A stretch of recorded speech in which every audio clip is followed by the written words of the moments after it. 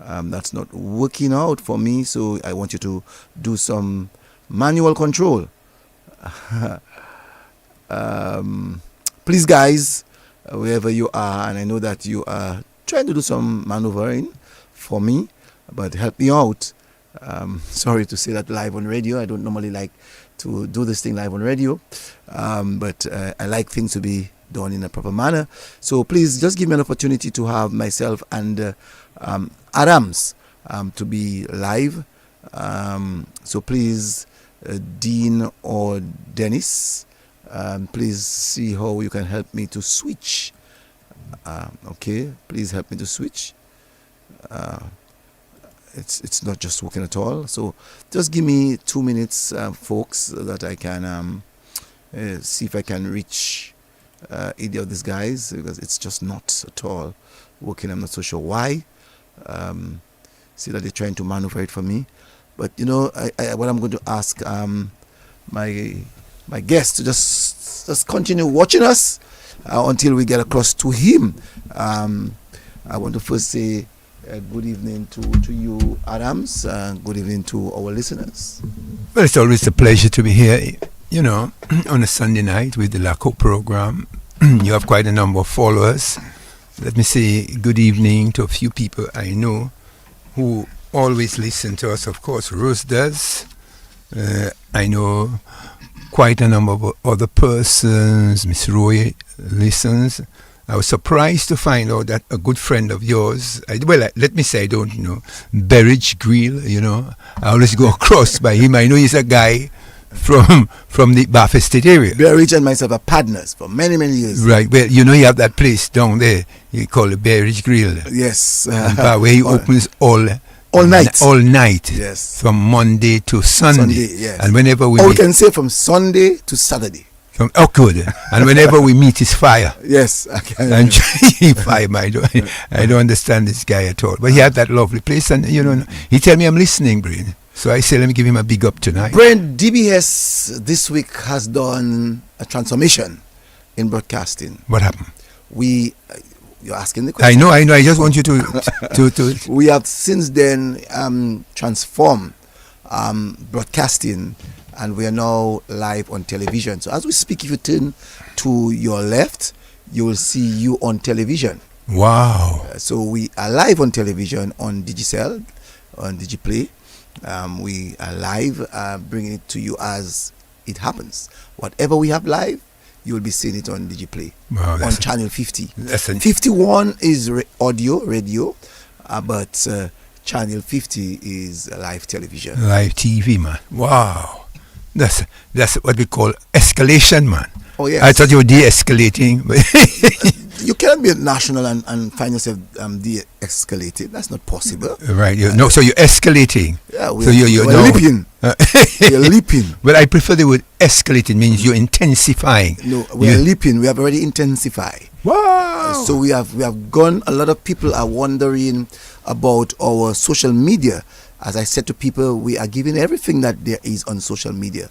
On social media. So you can get funerals if you want to have funerals. If you have your activities indoors or outdoors, DBS can supply that for you. We can come with our technical team and to carry the best quality on radio or the best quality on social media and now the best quality on television. But that's cutting edge technology. That's correct words. Cutting edge technology. Wow, yeah. wow. So your IT men are working hard. My IT men and the head of the IT department, Dean Thomas, and they are really working a very small team. I tell people it's not about how huge your team is, it's about how committed that you are. And DBS Radio, we are very much live. Well, let me use another word. In management, we call it how effective your team is. Very effective. Very effective. Mm-hmm. So we talk about effectiveness, we talk about efficiency. Right. Well, we have scientists now, so we can talk those languages. Yes. Effectiveness, and you know, efficiency. One of the good things about it is that, you know, many times people thrive on negatives and bad stories. But, you know, when things happen and happening well, people tend to take time before they can say thank you and you have done a good job. Well, staying positive The best country in the world for me is Dominica. No matter where I travel, I always highlight the country. It's the best place to be. Ever so often, people tend to forget it. But I hope they're watching the international news. I hope they're hearing about a fellas they call ICE. I hope they're watching television. I hope they recognize, look, yes, if you go to another man's country, to me, you are only there. But when you in Dominica and you have a piece of your land, you at home. And that's my policy. No matter where you travel, your country is always the best in the world, because the news is not pleasant, what we're seeing on television. And we have social media as well. So we're hearing all the comments. So very interesting time. I thought I would just highlight that. Another thing I would like to highlight, since we're on the Lakou, have you ever heard, or do you have a copy of this? It's called the McDonald Almanac. Oh man, every year I have not bought mine for 2026 for the changing patterns of the environment. Talking about the moon, the sun, and the other elements. And of course, they talk about agriculture as well. So I took. Many of us. That's why we're buying it. We're buying it for us to know when the moon is the best time for us to plant. And also to get pregnant too. Well, I just looked at it, and above ground for January was the 21st to the 22nd to the 29th to the 30th and 30th. That's above ground for January, and below ground for January is 16th to the 17th and the 17th to the 25th. But you might get people confused about above ground and below ground. What do you mean? Well, when you're planting dashing, you go below ground. Yam. And when you're planting yam, below ground. Sweet potatoes, below ground. Irish potatoes. Right, but if you're planting peppers and you're planting fig, bananas, oranges, planting oranges, lime, that's above ground. So the above ground is that period will be the best time. The best time for above ground for January with the 16th to the 17th, which we have passed already, and from the 17th to the 25th of January. I just thought I would just tease your mind. No, I think what we need to do every week, I want you to bring this here every week so that people can have an understanding as to what to do. I know November 25th is the best time to cut trees. Right. Every year. If you want a tree to remain at a particular height, on the 25th of November, ensure you do that. And do you know the best time? Well, we may have to explore that. The best time for having a boy or best time for having a girl? Don't hit your 3 quarters of the moon. 3 quarters of the moon. I can tell you, for people who are having sex, and remember I use the word sex, not fornication, people having sex, the best time to get pregnant, you can take all the tablets you want, but the best time to get pregnant is when the moon is 3 quarters. Okay, 3 quarters. So we'll explore that. I mean, we have the almanac in opposition. No, I just want to say we have some 40 people now live with us. I just want to say good evening to Sandra Sayer, who says good evening, Swinburne Augustine, Cecil, and Brain. Davina John Baptist, good evening to you, my good friends. She always says to me, Cecil, I always calling, not answering it. I told Davina, I don't get your calls. But good evening to you, Davina. Good evening, my people, she said. Ambrose Thomas, he said, congratulations on your growth in providing more coverage for viewers. Thank you very much, Ambrose. And Petro Labad says DBS has upgraded. That's very good. Well done, IT team. And Doreen Durant, the McDonald Almanac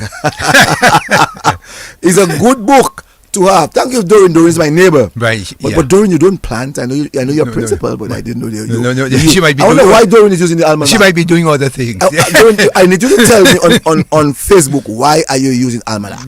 And also Thomas Victor is watching. Justin Cognate is watching. Good evening, Justin. That's my cousin. Nadia Karam. Good evening, Cecil, and the team. Nadia's always tuned every Sunday. Yeah, she always. And Glenda Shillingford Peters. Pleasant evening, hosts and guests. Durant said, my father used it and just became part of me. Mr. Paul used that, Doreen? Ah, boy. I wonder, you just said because your father used it, you don't even know what your father used it for. Right. Not sure people to tell us.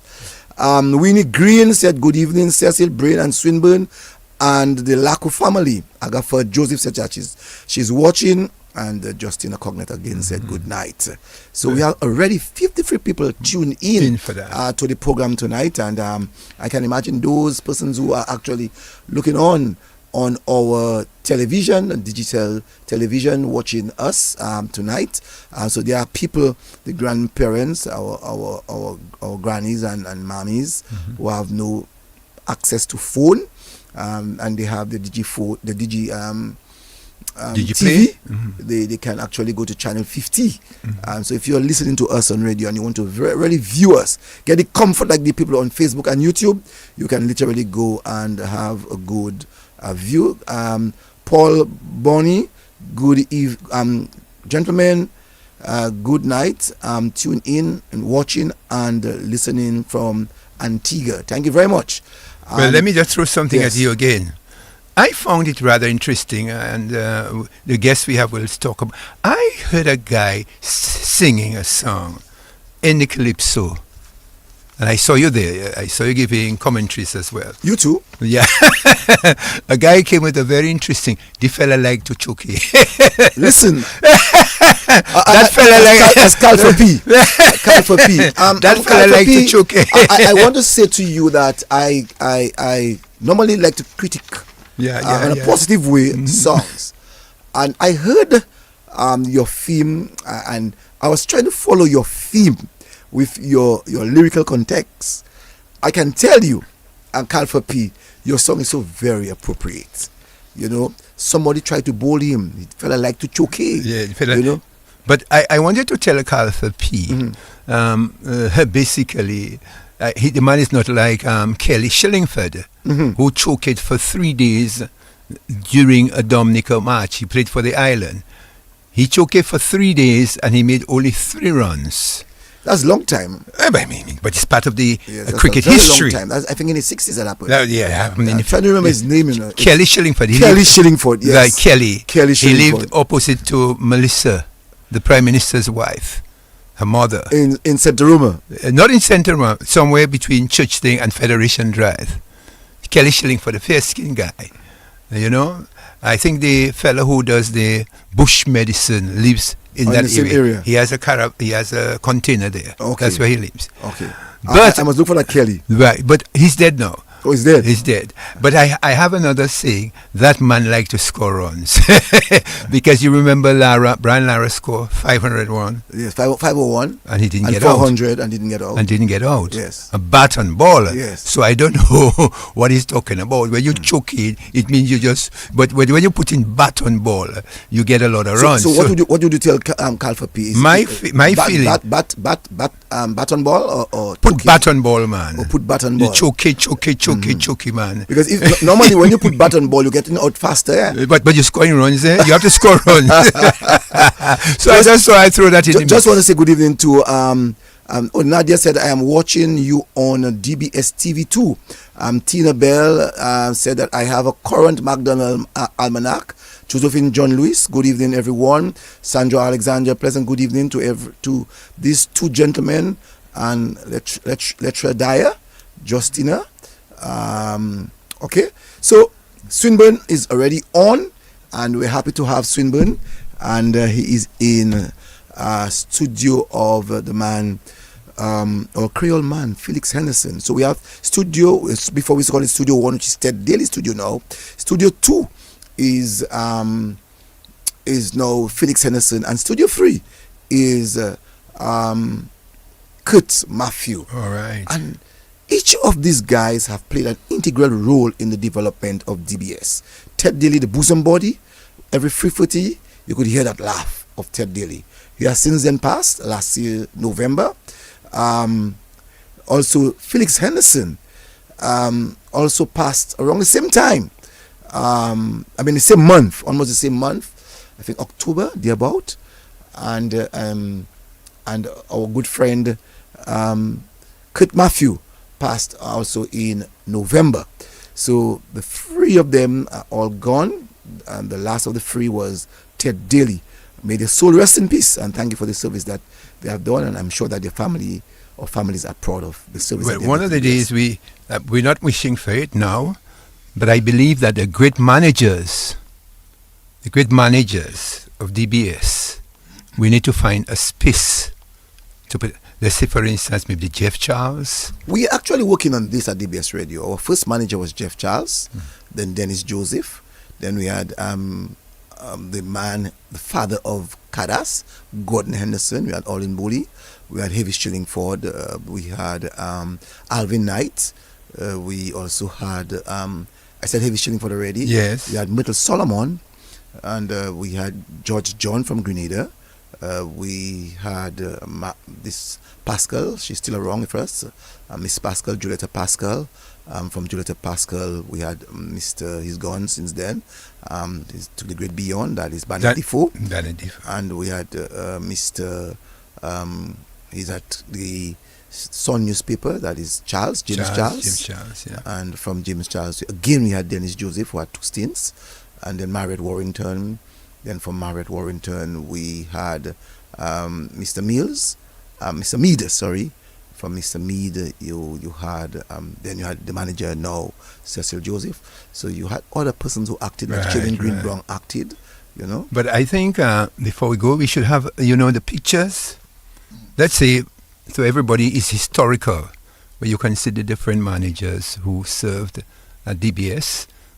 People, when they come to the studio, they can look at the pictures of this individual. I'm just saying that. You see, I don't understand some people. A friend of mine says, Cecil, just relax. You just launched the DBS TV program and it's not even 7 days old. So allow listeners to share their views in the days ahead. Meanwhile, congratulations to you and your entire hard working DBS team. Thank you very much, my cousin Renick. All right. Always trying to learn or tune to DBS Radio. All right.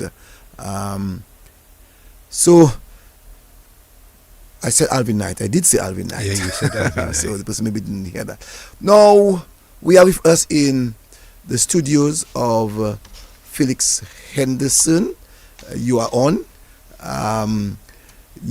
So don't be fearful about what we are doing. Everything is done in a manner where we are live. Okay, so we are on with Dr. Swinburne Augustine, my very good friend from a very long time. Good evening to you, Swinburne. Good evening, Cecil. Good evening, Hartly, and good evening, Dominica. Very patient tonight, I realize. How do you feel this time coming on DBS Radio after working at DBS Radio for many years? It is like going around in circles. It is very good to be back here. And I'm very proud that you're back home. And tonight, Swinburne, we are here to talk about your Lakou life. We will sit back and listen. We'll ask the necessary questions. And so we want you to tell us, Swinburne, of your life in Delices, the school that you would have gone to, or the schools that you would have gone to, the church that you attended, your father, your grandfather, your mother, your grandmother. And so we're going to sit back and listen to you still until you're ready to ask questions. Go ahead, Swinburne. All right. So you want me to start with Delices. And there is no place. One of my uncles, Felix, he has this favorite saying that there's no place he would much rather be than Delices. Not Dominica, but Delices. And he travels all over the world, but he still comes back to Delices, and my heart is truly in Delices. Why? Because growing up in the late 60s and the 70s, we had no roads, we had no running water, no electricity, no telephones. So the village was pretty much isolated. It was way out in the east. And we, as a village, as a community, we stuck together. When First Lady Hillary Clinton wrote that book, that it took a village, I just shook my head because I don't think she understood what it meant to grow up in a village where everyone took care of you in Delices. And most other villages, but I know Delices for certain. So I grew up with my grandparents there, Severin and Aaron Augustine, or Mr. Aaron's, or Daddy and Mama, as everybody in the village knew them. Attended the Delices Primary School, which was right next to our house, so I couldn't miss school. Had some wonderful teachers there, and I'll talk about them later. But my roots are grounded solidly in Delices. So where else should we go? So you spoke about growing up in Delices. You had no running water, you had no toilets, you had no lights. How was life then at that time? Wonderful. Because what we didn't know we missed, we didn't miss it. I think we had the best fast foods in Delices. We didn't have to go to a restaurant, but the best fast food, guavas and sour sops and jelly, coconuts. We had everything all around us, so we were never really hungry. We played out till it was late. And it got dark, we had to be home. Studying, well, we had a gas lamp and flashlights when they turned it off, or whatever you could. But I think it was a wonderful experience growing up there. You are saying that it was a wonderful experience, but I need to get deeper into that experience. You said that you had fast food. Your fast food was your fruits. Yes. Planted by your grandparents, or planted by the neighbors, or planted by the community. How did you take advantage? How anyone took advantage of those fruits that would have been in the community? Did you all just decided that because we know each other that we can go and just take each other's food? Yeah, well, in most cases, we had some people who had cashew nuts, and we couldn't go there. And some were pretty strict about their fruits and vegetables, so we left them alone.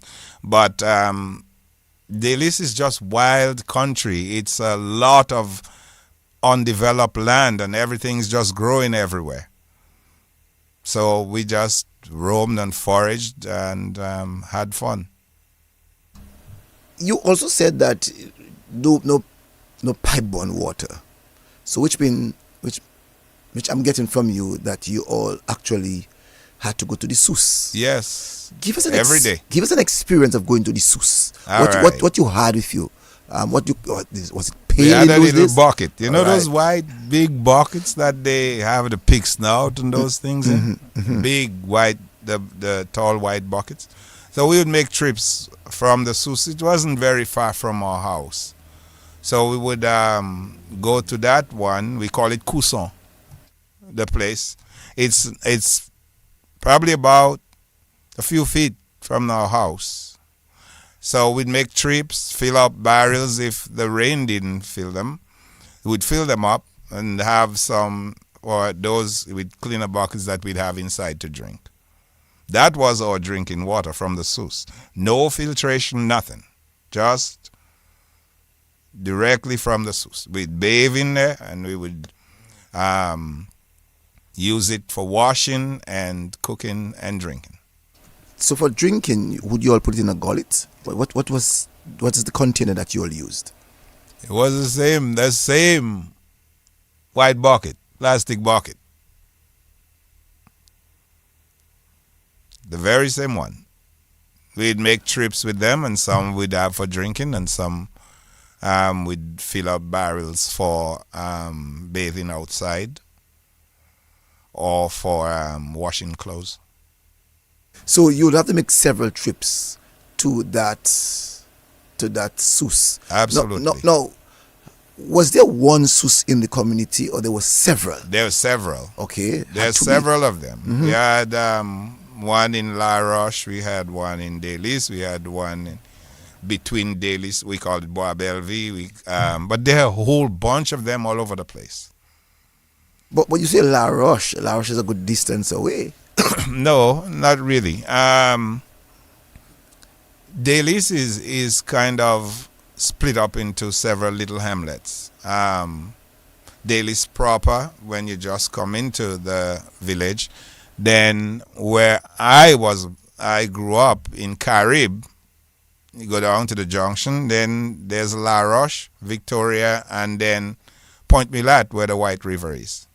But that's not, it's not a lot of distance. It seems that way, but it's not. They're very close.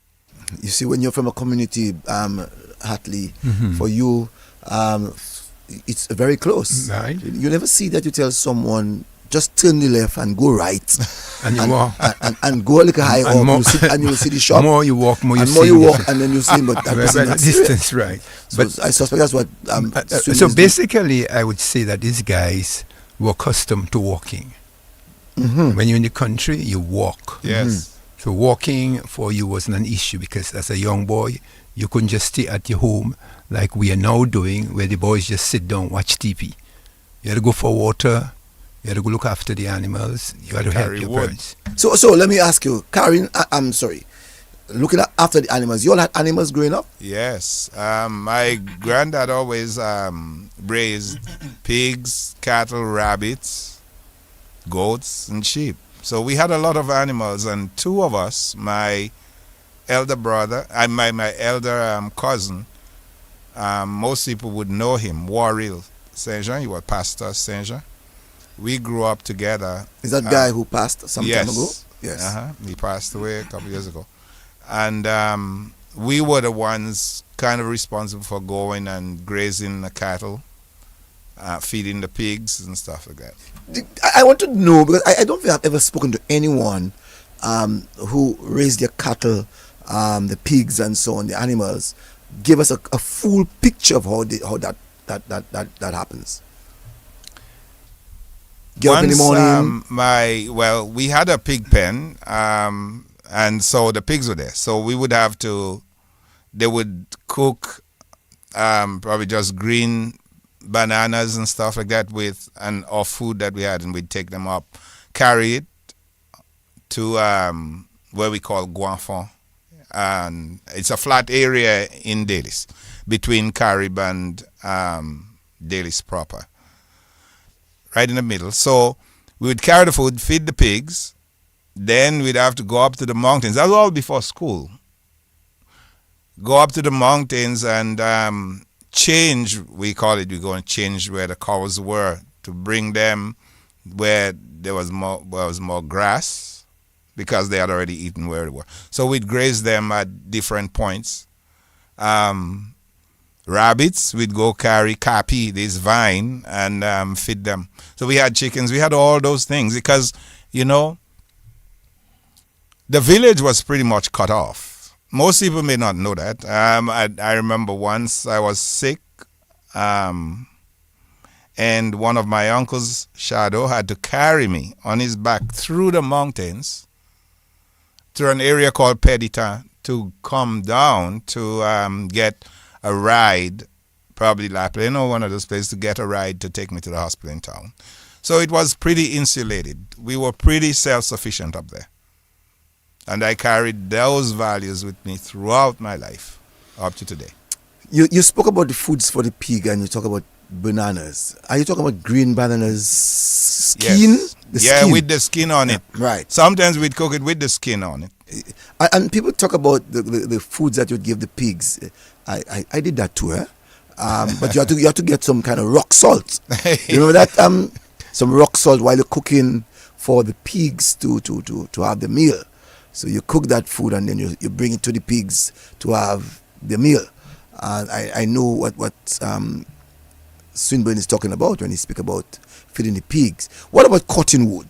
Aye. That's what I didn't like at all. Now, the older, the uncles would go up, especially on Saturday mornings. They would go up to we were just talking about that in Delices last weekend, actually. we were reminiscing. They would go up to the mountains early on Saturday morning and cut these big trees, boadziab. And by the time we went up, about 8, 9 o'clock, if that, because we had to make several trips way up in the mountains,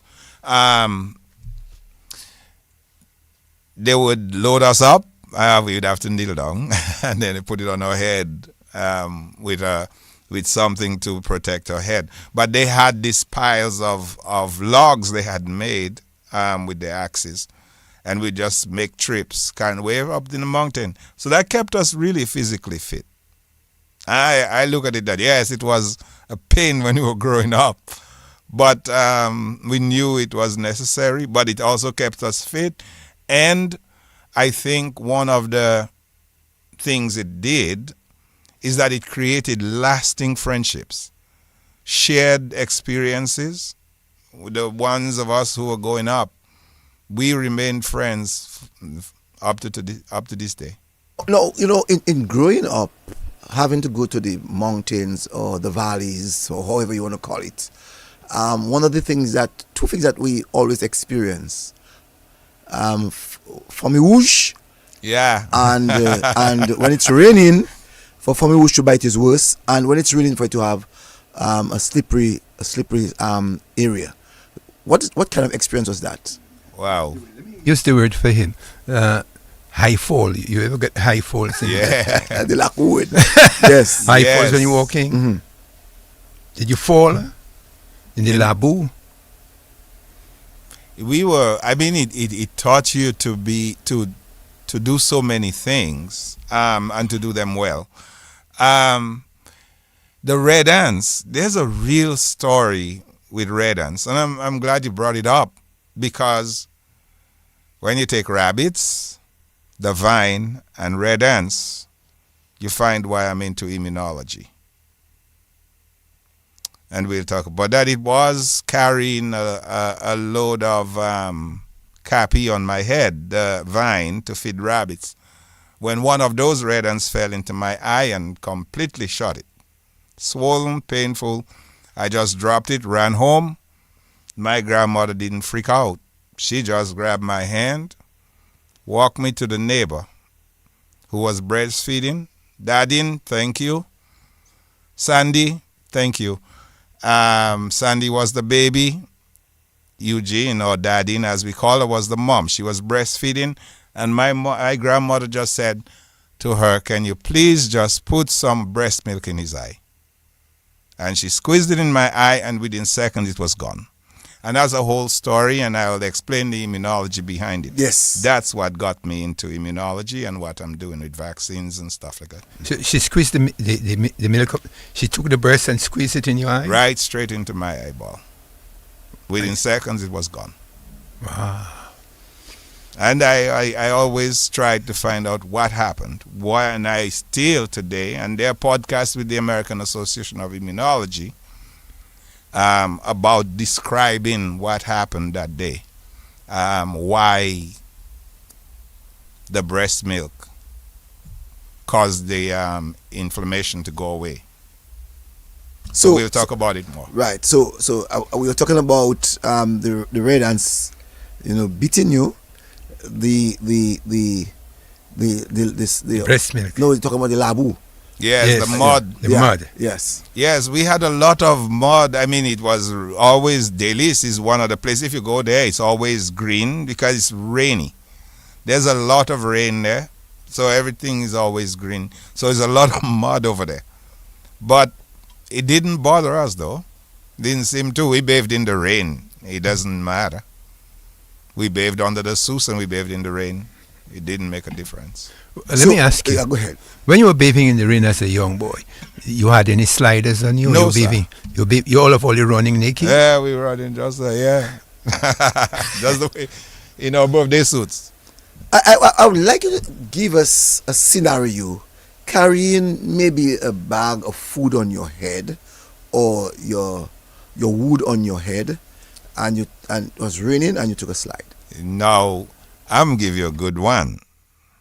don't ever, and most people in Delices will tell you, try not to carry dashing on your head and it's raining. Oh, but you'll scratch for the whole day. Yes, that is one. Man, it's horrible. But we did a lot of carrying stuff on our head. We didn't have vehicles all over the place, and we were way out there in the mountains, so we had to carry everything.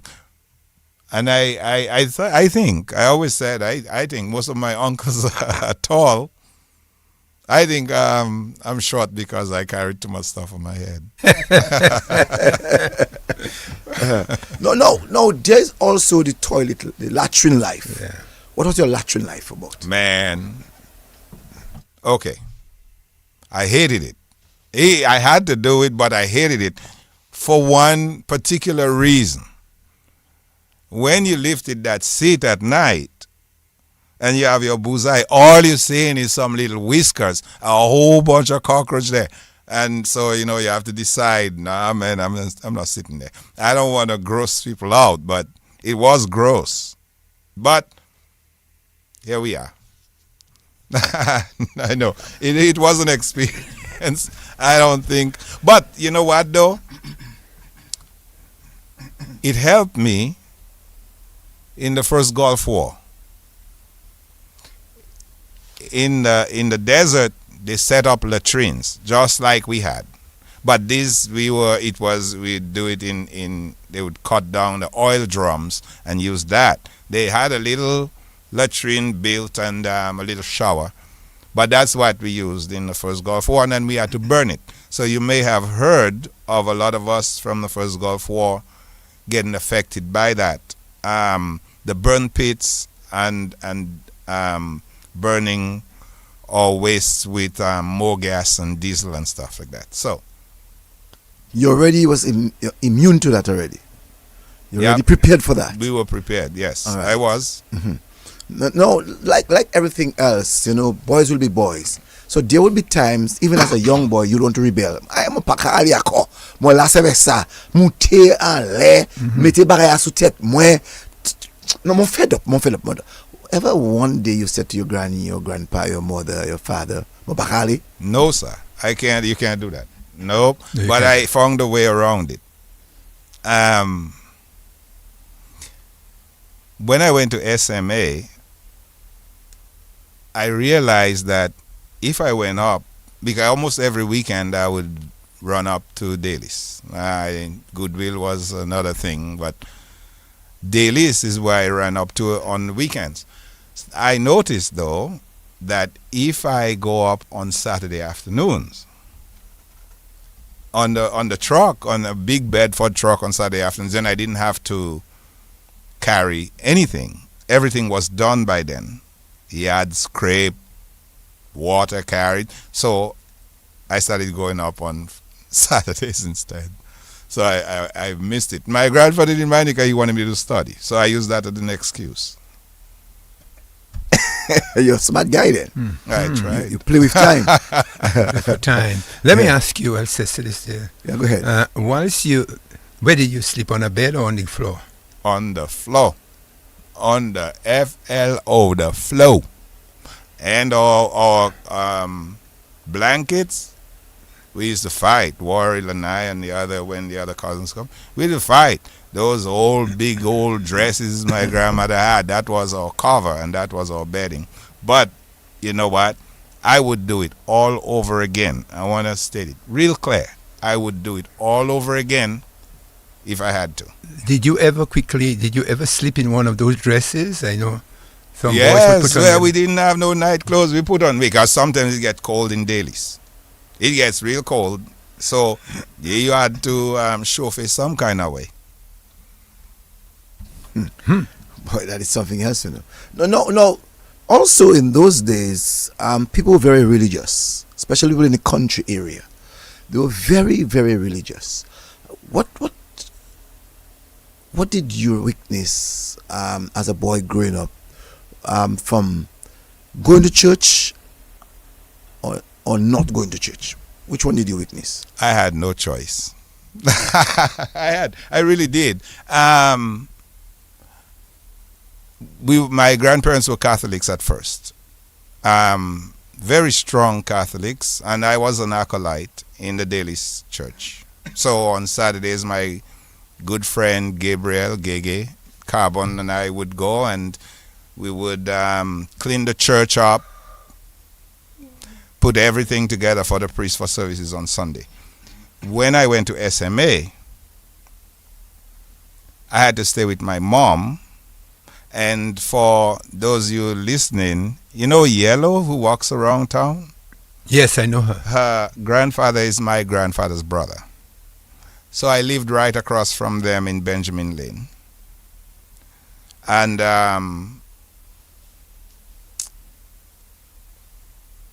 you know, when I think back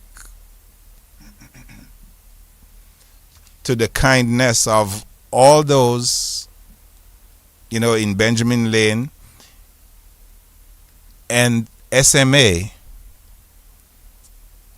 But my mom was a Pentecostal. Pastor Bell, right there in Goodwill, near us.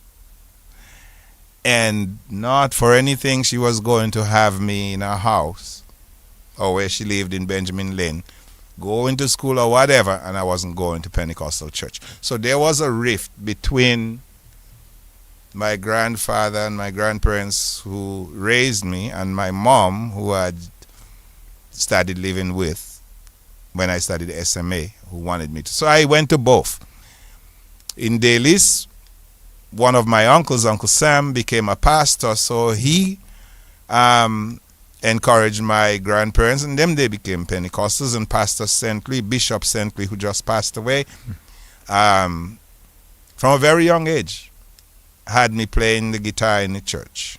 And I did the same in the Pentecostal church in town.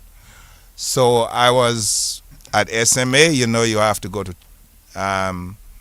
Catholic church? Mhm. Yes. And then, so I had to balance both of those without getting either side angry. Okay, I just want to say good evening to Kelvin or Kervin Linton. Kervin is in the US and he's watching. Good evening to you, Kervin. And Rosalind Sorrendo, she's from your community of Delices. Good evening to you, Rosalind. And all those, Lester John Baptist, thank you for watching. And Jennifer Coffey, thank you for watching. So you had this battle between the Catholic Church, where in Delices you raised as a Catholic. a Catholic, and you were not an altar boy, but you were an acolyte. An acolyte, yeah. Now, being an acolyte, what was it like as a boy growing up? Between what age you were? I'm between 8, 9, 10. 8, 9, 10. I was an acolyte all then. And as serving the priests, I know that on a Sunday or at funerals, the priest would give you some coins. That happened? That you had that experience? I can't remember the coins. I just remember being with them all that time. We were in awe of the priests and the nuns. We just thought, we really thought, like I said, they are God's representatives on earth. We believed it, and we were there were just a few people in the community, a few professions, priests, teachers, police. Those were respected people in the community. The farmers, yes, but those held kind of special places in that community. So if you were priests, especially in those days, a white priest, right? Oh, yeah. None, white none? Ah. Nothing called black. Police officer, a teacher, a nurse. Yes. You were the special ones. Very special. So tell me, as a boy in Delhi, how much respect that you would have given to the priests and the A nun. whole lot. We kind of were afraid of, not, when I say afraid, not fear that they were going to harm us, but we had them way up on a pedestal. Very, very high up. Okay. And this is going to sound funny because we had a little saying back home that those priests and nuns don't even fart. they don't even poom, like they say. They were so high up that we didn't, we because we never saw them do it. It's. And what about going by the presbytery and take something in? No. You couldn't do it. Yeah, no, you're going straight to hell. Yeah, that's something. Let me ask you a boy, question. you couldn't do that. Did you ever smoke? That sending the smoke with The incense, yes, we had to do that every time, even before service. But on Saturdays when we cleaned the church, we would do the incense. But when the priest was entering, we would. I don't know if it has changed. Then we would go ahead with the smoke incense. Okay. Very interesting. No. Let's look at, because you spoke earlier on about he being in the bedroom or nighttime. At nighttime in the bedroom. Give us the experience of your nights. We know we have spoken to people and they talk about penis biting them. We know persons spoke about their loved ones would pee in bed, or they too would pee in bed and they would roll the person into the pee. Give us your experience, Swinburne, of that kind of life.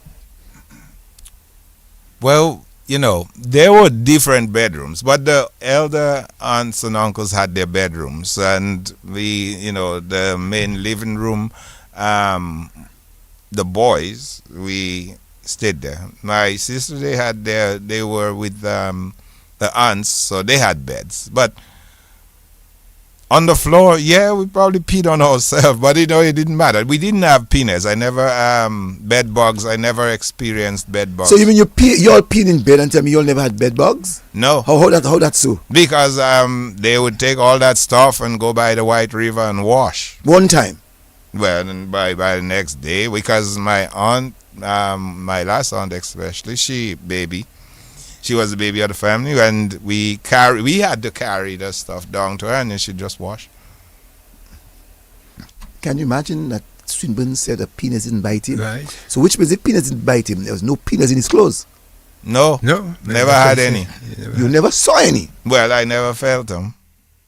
No, you never saw it. I saw it on other people. I saw. There were bed bug infestations in Delices, but not at our house. Okay. But there were places where so I can say nicely that you all were a different class. Even if you slept on the floor, but you all had a different class. Hygiene. Different class. My grandparents were really, really clean people. Oh, they were clean. Very. Not necessarily affordable, but they were very clean. Yep. Well, they took care of everything they had. And we had to, including scraping all that green moss in the yard. The yard was spotless and the house was too. Wow. Someone said that we could use these programs that we're doing in terms of the Lakou and make a documentary out of it. Of that documentary, that's right. But go ahead. I agree. Growing up, were you ever climbing? Did you climb trees? Yes, of course. The coconut tree, did you climb that? The breadfruit tree? Stop telling people that, they're going to think you like monkeys. No, we did climb a lot of trees. I mean, mangoes, coconuts.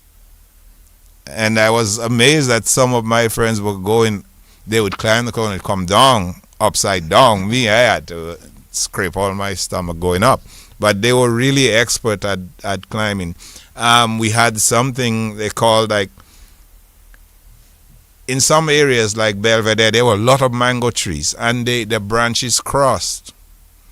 And some of them would actually, we call it brancher, go from one tree to the next without going down. And loading your backs up with mangoes. We climbed a lot. And I think it is those experiences really, really, really, really helped me in the military. When we had to deploy and go to jungles, like Panama, they really helped. Let me ask you, climbing, heights, climbing those trees. Did you ever experience any phobia of heights? Yes. Amazing. I used to be afraid of heights. Mostly because I know in our village there were a couple people who died, but they were accidental climbing. Now, to get rid of that fear of heights, I did the weirdest thing. I decided to jump out of planes in the military. That's how I got rid of my fear of heights. I believe that if you are fearful of something, you face it head on and attack it. So, coming a little bit back home before we go to the military, we have a lot of that to talk about tonight. The sea. Delices is in the east, and the eastern side is the Atlantic side. How much of the sea that you loved at that time? No, we had to stay away from there. There were a few drownings, and one of them, a family member of mine. There were quite a few drownings over there, and even just recently, one of my friends drowned. It's very, very rough. It was very rocky and slippery over there. So my grandfather was adamant. If we need fish, he can afford fish. We do not need to go fishing. And yes, you would be punished if you go. So I never went, but I remembered my cousin went, and he caught one moeng, one long thing looked like a snake. He came home, roasted it. Nobody was there. We ate it. And no sooner than my grandfather got home, he knew exactly that warrior had gone fishing. And he went and he told him to go call all his friends so he could get punished in front of them, so he couldn't go fishing anymore. But yes, that side of so you mean your grandpa flogged him in front of all of his friends? Yes. Grandpa Patikash, man. No, boy. He didn't. He did not. That's why everybody in the village called him Daddy. The man used to be he was like a truant officer for the village. So our house was right near the school. So you sick, whatever, you just walk over there. You go into school.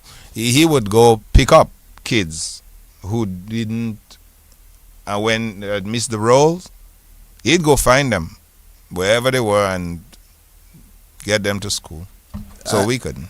Just want to say good evening. Thank you for watching. Arlene George, and also Cool Water Perryman, and also Helen Henderson, who is watching and listening from St. Thomas. Derek Mann, good evening to you, and all the other viewers.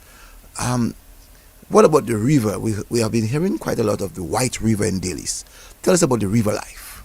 That river was the lifeblood of that village. We had a couple more, Subaya, and so, but the White River, it used to be wider. I was surprised. I'm surprised to see how small it had gotten. It used to be way wider and more violent, but we had a nice pool, a bassin in there. That's where all our family members would, most of the village would go washing clothes and hang them, not hang them, but lay them out on the rocks and on some of the small lower trees to dry. But we would swing. There was a tire, one of the big trees by that bassin. There was a rope with a tire that would swing across and jump down into it. It was pretty much fun. The river, right where it meets the sea, the bushry, there were a lot of titiwi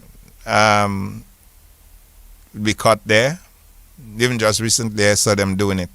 But one of the things, I don't know if older people knew, some of the older people may know, the younger ones wouldn't. Excuse me. There was this branch, this branch, Nivwe, we would dam off a piece of the river with rocks, and then we would crush the Nivwe, and it is a neurotoxin, and it would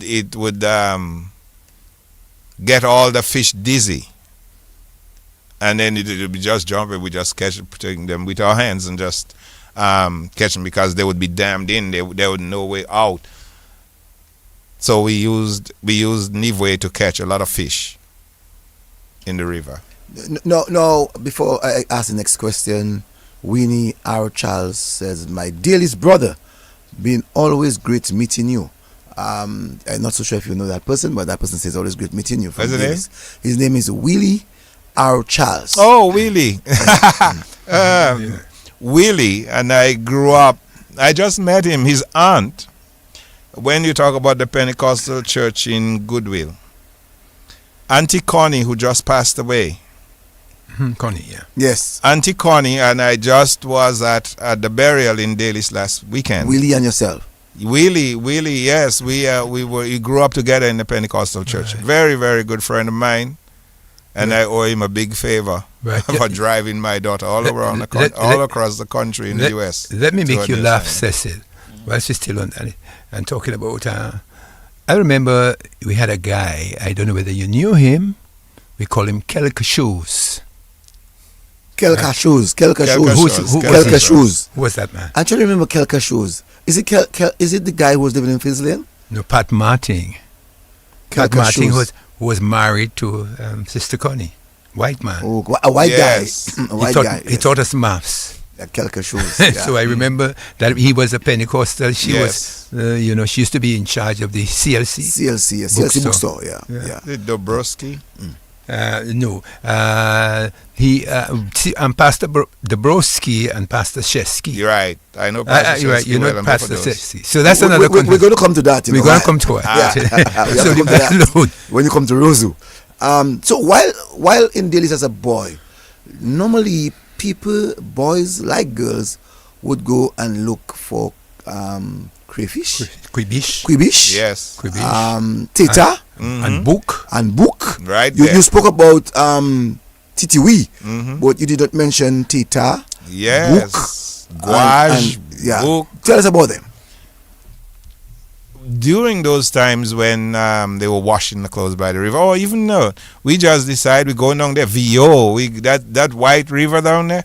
That's where our food was. There was a lot of food down there. We could catch crayfish. We caught like I say, quibish. What about losh? Did you call it losh? And we the VO and the losh to peel them off the rocks. That it was fun. I mean, it was just a normal part of life. Just normal, everyday thing. It wasn't anything special. So, the book. What did you do with the book? Nothing. No, man. Some they would take it to go fish. Some of them would take those to go fish. Otherwise, we cook the rest. VO. What did you do with the VO? Yeah, man. They made. Man, a VO water is nice. I see all those. I see all kind of waters. In the park during Creole Fest. Goat water, Manikou water, Gucci water. I never see VO. I guess it's it has to be the season. And tita. What did you do with tita? Eat them. Just eat them? Yeah, the cook them. According to you, like American, eat them? Yes. Just eat them? We cook them and eat them. That was food. But no. I can read you. Read your lips, No. I cannot believe you. Eat them. Like the American would say, eat them. We tore them up. That was meat. So you never took the tita and passed it on your body? No. No, boy, that was food. No, but you had no fun, man. Their fun was eating them. The man is a scientist, No. Let me ask you, Brain, what did you do with tita? Well, we tried to see whether we could lengthen ourselves. If you could what? Lengthen yourself? Oh, no. First time you were in that part? Yeah. No, well, if it's so, you're very innocent in this. Very innocent. Yeah, man. They were not like The ladies us. used to use it to see the breast could get bigger. Oh wow. You didn't know that? No. Or are you a scientist then? Well, I don't know. We didn't have them kind of things. I know if you want it to be hairy, then you when there's a bad bull and all that froth going, you go take that froth from the bad bull and rub it on your face and chest. So first I'm hearing that one. Exactly. You see? First I'm hearing that one. But I know if anyone calls right now, Yeah. anybody can call randomly, Yes. and I ask them, they're going to tell me. What, Tita? Tell me what you did with Tita. Yeah. Yes. Yeah. But Anyone calls, no, they're going to tell you. maybe it was a Rosa thing, man. Yeah, that's Rosa, boy. No No, boy, us we country spoke to so many bookies people. We spoke to so many people from the country area, and they told us what they were doing with Tita. Yeah, I didn't know that in Delices. We just, I just knew we were going to eat that stuff. You eat them. Yeah, man. That was groceries. But you learn another one from the bull, the froth of the bull. Yeah, I'm shocked to know. I think it was one of my uncles messing with me. Oh, hold on. Someone's going to talk to us. Let's see what happens. Good evening to you, caller. Good evening, caller. Caller. Tell us what you were doing with Tita. Hello? Yes, talk to us. You're live. Well, no longer volume of your radio, please, caller. Please lower the volume of your radio. That's the only way you can hear us. Your radio is louder than we speaking to you. Yeah, you hear us now? Before. Hold on. Where are you calling from? Hold on. Where are you calling from? I don't want to say like I'm from the radio. Okay, hold on. Before you answer, are you calling out of Roseau? I know why I'm asking. No, before Roseau. Before Roseau, so the person not in the West Coast. The person from the West Coast, all right. In the West Coast. So the person is not from town. So go ahead, say what you're saying now. Yeah. Before you had talk about the theater, I was a friend of mine. When we were young. Yeah. Repeat yourself. We didn't hear that. Could you be speak? No, repeat yourself. What were you saying when you were young? About the theater, we used to wear theater on our breast to make our breasts come big. I still talk about that. I hear all you saying that. You see? All right, thank you very much. That's West Coast. So that's not a Roseau thing alone. Thank you very much, caller. Look, somebody said, Cecil trying to, lure the guy in saying that he did another thing with the Tita. Okay, someone said, Edwina London said, rub it on my breast to make it grow. Rod Henderson say, I have the total story in a song. I called you something else. Save Rivella. Sava Rivella. That's what he's saying. Save Rivella. I suspect God was Gordon did that. Paula Bonnie said, to me, I heard about the Tita on the rubbing on the breast about never about the length.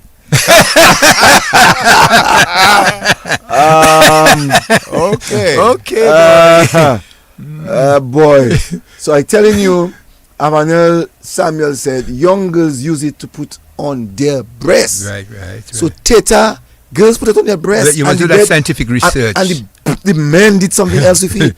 Yeah. So you must do the research. If it would have made the girl's breast get bigger, another part of the man would have gotten longer. Well, it's like a suction, right? It's like a suction. I want it sticks on the skin. Okay. You have to try to pull it out, right? So it kind of causes some kind of inflammation, like Botox. You know, Botox, right?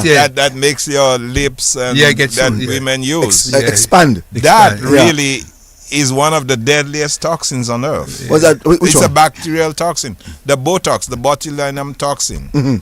But they use it in small doses to cause the inflammation that gets their lips swollen, mm-hmm. and they look like they have nice big lips. Mm-hmm. Just want to say good evening to you, we'll have to do Carol Ito, Randy Turner. All of these people are listening and looking. So yes, so the Tita was a very interesting story. Okay. And I wonder as a scientist if when you find out later, if you'll try something with the Because some guys need it, eh? Some guys need it.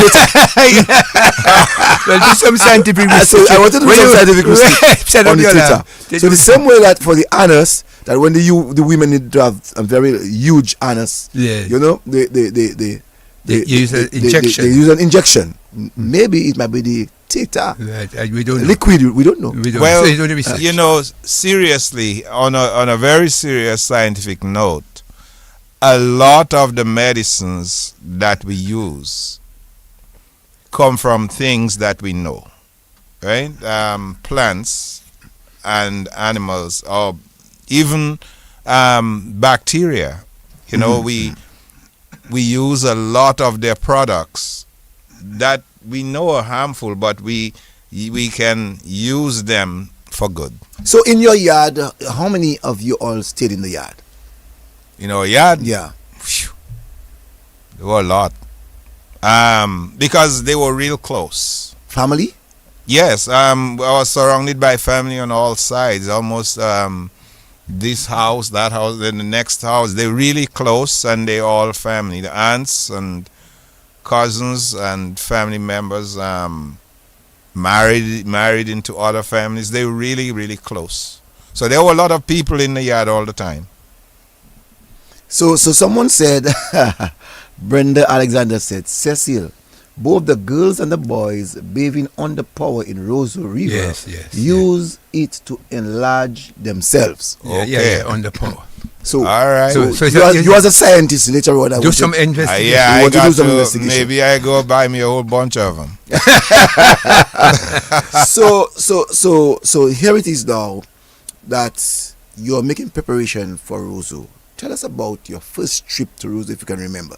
Wow, the first one I can remember clearly was when I came down to SMA to get registered for SMA. About 9 years old, 10 years old. And my grandmother brought me down. I remember going to SMA, getting the book list, going down. Before we get the book list, my brother, you have to do something. You have to get up in the morning. You have to tell us what time in the morning you got up, how you prepared yourself. If you had cancer, I want to know all that. Okay, so yes, we get up early, about 4:30 in the morning in Delices. There were about 2 or 3 Bedford trucks. 3 ton, 1 ton. I think they were 3-ton trucks, the big Bedford trucks. 3 tons. 3 tons. Yes, loaded. 4:30, my grandfather would walk me to the junction in Carib, and he would wait till the truck comes. Have your provisions, my bag of provisions, and everything else ready for school. My grandmother brought me down. Before that, any sweater? Early morning, you know. No. It's 4:40. No. Sweater. But your everything is ironed the night before. Sweater? No. What's a sweater? No, we didn't know what that was. Took the truck, came downtown, and I remembered she took me to. Hold on. You can remember the truck driver name then? Yeah, Mr. James. Right. Tell us his man name, man. Oh yes. Well, we had Mr. James, we had Ainsworth, we had Baby. There were a bunch of them with trucks at that time. So we would know which one's going down. My grandfather would have already talked to them to say, well, make sure you pick him up, and we'd be there.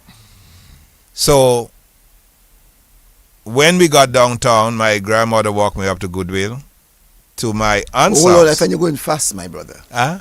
You're going fast. My brother, you batched the truck. You see the word batching. Yeah. Yes. You batched the truck. You want the whole trip down. So you meet everybody. Yeah, we all on the truck. Right. Cramped up. Yes.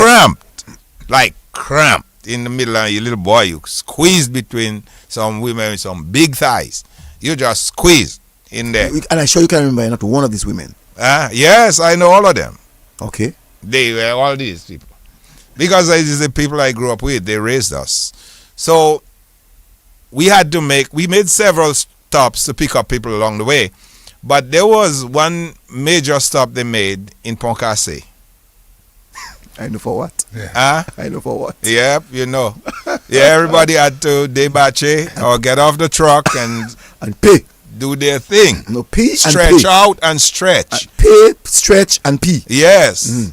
And so all that happening, then you get back on the truck, head down to Roger, and then once you get down Roger and you see the light, you see the city. So it's like quite different view from Delices at the time. There you see houses, you see the ocean, everything's right there. So we knew we were close to town once you start seeing Roger. And about that time, that's when daybreak that's you would start to see daybreak heading to town. Right when we were heading towards town, coming down the hill, Canefield, past Rocher.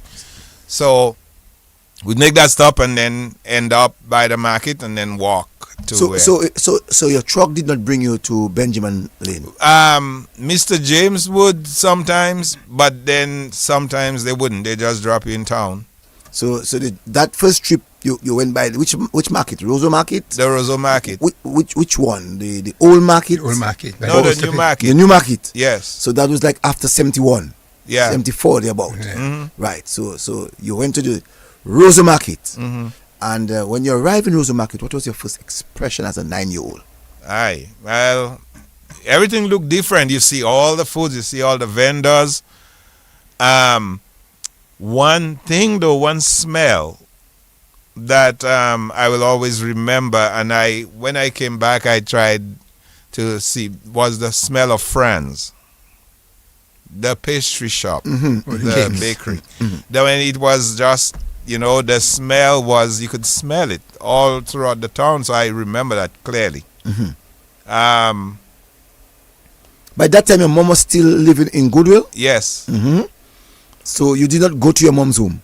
Well, she took me to my auntie's house in Bowers Lane, right below the Pentecostal church. And when I went in, my aunt was a nurse at the hospital. I noticed the smell of the house. It smelled just like a hospital. Just like sanitized, right? And she was like excessively neat. So I saw in the corner a nice wooden thing. It looked like, I thought maybe it had a TV in there, but it was one of those gramophones and radio had together, and you lifted the wooden cover, and it would stand up, and then they would play your records and stuff like that. But she didn't want me to touch it. I walked towards it and said, no, don't touch that. But I remembered one thing. I remembered the song that was playing that day, and I will never forget that song. Everybody was kung fu fighting, da-na-na-na-na-na-na-na-na, expert time. And that song, I just stood there, looked at that thing, and that song going in my head. To this day, I can't forget it. The smell of the house, the music that was playing, the sternness of my aunt. My mom was there, and then later we walked to Benjamin. So at what time did you get to SME? What time? Yeah, what time? Because you're now in town for your first time. Right. You have to go to we St. went, Academy. so it's about 10:30, 11 o'clock. We went to SMA to register, get the book list and everything. Because once you get the results, then they did all their talking and stuff, and then all I know is that it was accepted, and got my book list and started. At what time? At what period would you have known that you're going to St. Mary's Academy? From Delices or when you reach in Roseau? No, I was in Delices. Well, no, you wouldn't come down. You had to pass first. So we would get the results. I know. I'm saying at what period would your mother say, okay, I'm going to register you at SMA or grammar school? Oh, my grandfather, I think he had already got that set up. So we just went and registered and left. got the booklets and left. So when you arrived at Roseau for the very first time, let's use the Lakou word. Did you agawe? Yeah, it was different. Well, like at SMA they call us country bookie, right? So everything looked different. All these stores, these big stores, a lot of cars, nice houses, that are closer, a lot of people. It was quite different. A lot of stores we didn't have, and the people were different though.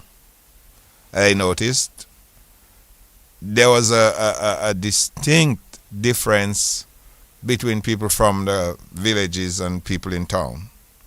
The ones in town, they seemed more smooth, and we were just raw. And we spoke a lot of patois too. So in that period, that you could have known the difference between Roseau and country. Yes. So the Roseau man will talk good English, and the country man will say, "Moi say mun Delices." Well, my grandfather would not let us speak patois. Patois. He wanted us to speak proper English. Mm-hmm. And he demanded that. We did. So now, that same day you had to return back to Delices? Or you remain? I think I stayed in town. My grandmother dropped me, and I stayed in town and tried to acclimate myself to town. But it wasn't much. It was just Bowers Lane there. We had a few friends, family friends. Evangelist Peter Augustine up the street in Santa Roma. Same where Willie Charles used to live with Auntie Connie. So we had a few family. My grandmother grew up next to you in Fields Lane. Lane, yes. So, and my uncle. So I was... was it Virginia?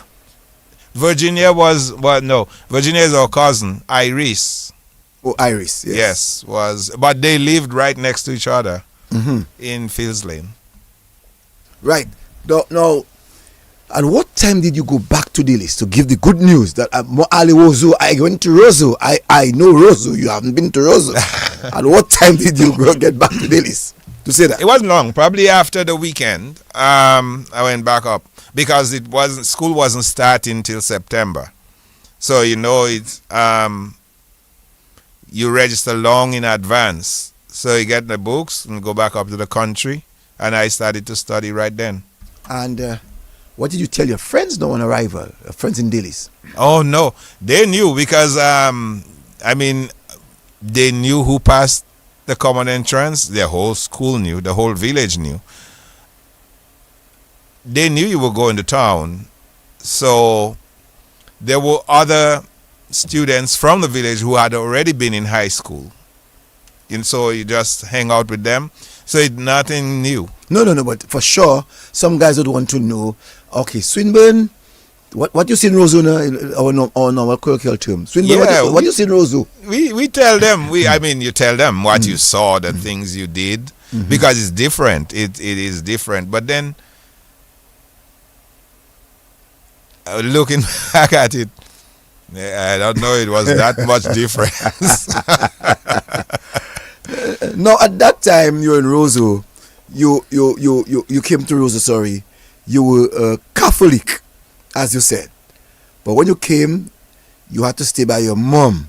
So your 5 years of schooling, you stayed by mom or aunt? By mom. By mom. So mom the pala. Man. Was your Pentecostal? Man. Only probably Pentecostal.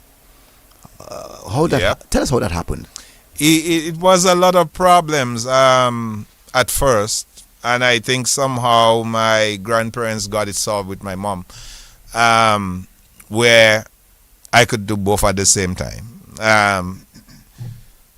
At SMA, Cathedral, St. George's Hall, Catholic stuff. And then when I go up to Delices, Catholic, but with my mom, I just went to the Pentecostal church. And when I was at SMA, I went to... Where was that Pentecostal church? Right there, the same people's church in Goodwill. Same one in Goodwill? Yes. Not the one by the bridge? No, same one. So you did not go to Father, to Pastor Bell. No, Pastor Bell was after the white man. Oh, Dobroski. Broski. Dobroski was there. Pastor Bell, when I came down, Pastor Bell was just settling into that role as the head pastor. Pastor Dobroski and Shesky they came, left, and they would make several trips. Anyways, I remember both of them very well. But Pastor Bell was really the one that was there. And just like Bishop St. Louis in Delices, since Bishop St. Louis was his second, they were, at some point, Pastor Bell became the president of PAWI, the Pentecostal Assemblies, and Bishop St. Louis was his deputy. So 2 Dominicans in charge of PAWI. Pastor St. Louis already trusted me to play the guitar in the church up there, so I just continued doing it in the church because I was already doing it in crusades. So now you are in town. You are going to the Pentecostal church. Pastor Bell is there. You are seeing the transformation of Pastor Bell into the Pentecostal church. Help us to get an understanding as to what was happening. Pastor Bell was very, very strict. I mean, he was a very strict man. I think a lot of people in the church and in the community respected him a lot. That's what I remember about him. He trained a lot of people to go to Bible school, like Pastor Estrado, that you know, Bill Daniel, or Bishop Daniel, Griffin Daniel, all of us, Dr. Sinclair Mitchell, all of us were in the church together at that time. So I saw these guys grow into the roles that they have now. Felix Henderson was there with us. As a matter of fact, I was one of his best men in the church. One of the groomsmen, and took the pictures of his wedding in the church, in Pentecostal church. No, Pastor Bill would have changed the whole concept of preaching in Dominica at the time. I'm sure you are able to help us to understand that, for those of us who were not part of the Pentecostal church. I think Pastor Bell at the time, I don't know how he thinks about it, but when we were looking at him, we thought he was one of the most powerful people in the country. Not just in church, but he was respected politically. I mean, he was very respected in well, from what I could tell. He pushed you to learn. That Pentecostal church had a major impact on my life. Auntie Connie, who just passed away, taught me how to learn. We would have something on Tuesday nights called Children's Church. I mean, on Tuesday was Children's Church. And I don't know if you know the Bellots. I was just talking to one of them last night. Yes, the Bellots on King George Street. Yes. Yes. Great George Street, sorry. By the old Rooster Boys School. Right. Or at the back, or you can say at the front of the Wesley High School. Yes. Yeah.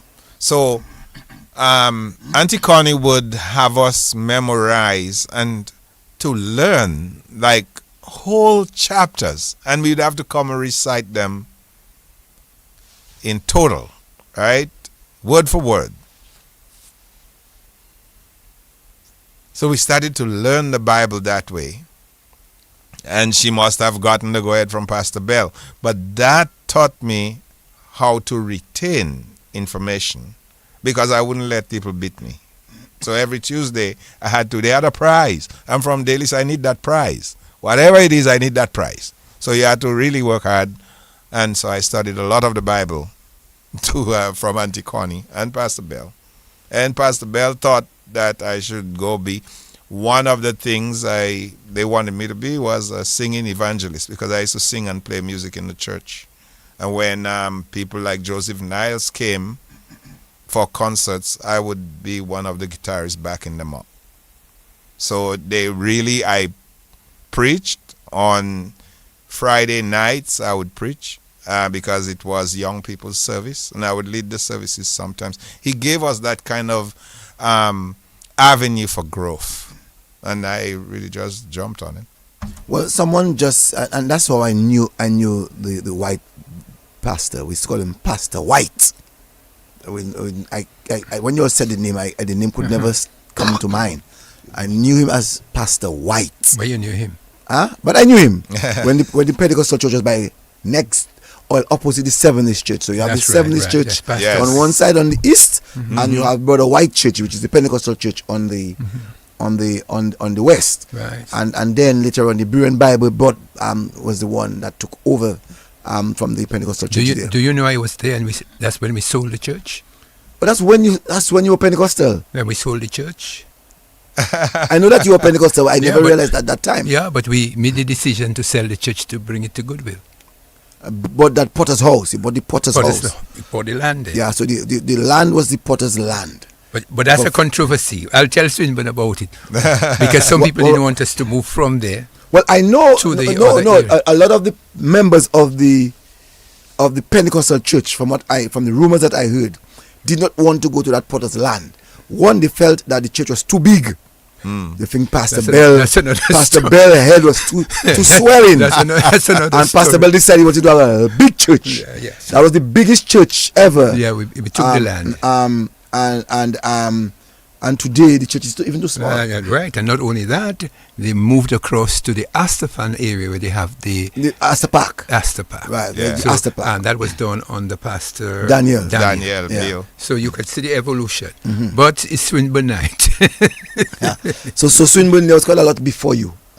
You did not go to Pastor White Church, but you went to Pastor Bell's church. Yes. Pastor Bell was everybody in Dominica knew of Pastor Bell. He was in Calypso too, you know. Do you know I was baptized with him? Oh, Pastor Bell is the one who baptized you? No, I was baptized with Pastor Bell? But leave that alone. Because remember, Pastor Bell was a rebel, you know. For those who do not know, Pastor Bell was a rebel. As a matter of fact, I have a friend. He was an insurance man. We went to school together, Brooks. You know Brooks, I was Brooks' father. Right. And he was an insurance agent. Insurance agent. And that man wasn't easy with girls. He was a real star boy. The man was a star. He was a star. The boy he was a handsome man. And he was a handsome man with long nose. And could speak. Dark and could speak. Yes. So and that's why I ask you about Pastor Bell on the pulpit. He was charismatic. Oh my God. He was very charismatic. And it's only now we've seen those pastors on the television trying to do like Pastor Bell. Yeah, he was very good. Pastor Bell was ahead of that. Ahead of time, yeah. Pastor Bell was ahead of that. Yeah, I know one thing that Pastor Bell didn't want the church to do is to pay tithe. He was always fighting against the Adventist church. The Adventist church said you have to pay 110. Pastor Bell said no, you don't have to pay the 110. But to them, I'm sure he's paying. But giving with a willing heart. Give with a willing heart. You know, well dressed. As a matter of fact, for persons who do not know where Pastor Bell was living, Pastor Bell was living on James Lane. Yeah. Where this nice house is next, opposite Mr. Paul Green. So Paul Green on one side, Pastor Bell on the other side. And let me tell you, Major Bertrand's house. Major Bertrand's house, that's correct. Right. Yeah, so I have age, you know. You have age too, man, right? I remember that. You have age. Yeah. Just by Julius Timothy there. Julius Timothy's house. Yeah. And someone said they used to call Sister Connie's husband Little Jesus. as I said, Little Jesus. So the WhatsApp, let me tell you, we're up to 81 live. Wow. That just going up because we talk about Pastor Bell. No, the Pentecostal church came about. Right. And to be quite honest with the Pentecostal church, they would have convinced maybe 3/4 of the people in the east, more so Delices, River Civic, not much Grand Fond, Monjon, Pentecostal. Oh, you know, Cecil. My you brother. came close to being one man. No. It was strong over there. I used to travel, my brother, and every girl you spoke with in those days, I'm a Pentecostal church, right? Yeah. Pentecostal. So anytime you go to the east, forget that. Pentecostal. And Pastor Bell had a way to convince them to say no, to unequal yokes. Do not be unequally yoked. Unbelievers. That was Pastor Bell. Unbelievers. So the girls in Delices. You can't come there and try to pick up a girl, boy. You mad. So one of the things that I know it's your night, Swinburne. But one of the things I know about the Delices ladies is that they used to convince the guys because Delices are some beautiful women girls to come to the Pentecostal church. Yeah. You have to marry me before you before you get there. You have to marry. Pastor Bell, my brother. You have to marry. Pastor Bell used to watch. Your Pastor St. Louis and my uncle, Uncle's Pastor Sam. Yes. My uncle built that church in Maho. Yes. The Pentecostal church in Actually, Maho. someone corrected me. It's Eden Lane, not James Lane. James Lane is lower. Yes, Eden Lane. Lane. That's where he was. Next to Julius Timothy's home. Yes, right. You can say that. Yeah. So that's where he lived. Yeah. So in that time, Pastor Bell had good control of his congregation. Yes. Very. A big congregation. Massive. And I remembered Pastor Bell decided, well, it was the white man. It was Pastor White was trying to get the Mount Prosper people. Remember that accident? Yeah. In in Gardens. Mount Prosper. Mount Prosper. It was in the Gardens. Yeah, we had a crusade in the the Windsor crusade, Park. yes. In the Windsor Park or Gardens? Windsor Park. Windsor Park? That's where we had it. I don't know why all this thing is Gardens. And we had Pastor Holmes Williams. Pastor Holmes Williams was the big picture. I think Joseph Niles was there too. Yeah, Yes, Joseph Niles. I think I played. Yeah, I played with him because that accident really rocked us that time. You played. We had it in Windsor Park. And so that was a big. Every night, this place was packed. Yeah. So there was the people from the valley, and if you check, the valley had quite a lot of Pentecostal people too. Church. A lot of people from the Pentecostal church. And a lot from Mount Prosper. So that day of the incident, everybody were Catholics. Or most persons were Catholics. That I remember the names of the families. There was one of them, the Dejans. The Dejans, yeah. Dejans. You see, I still remember.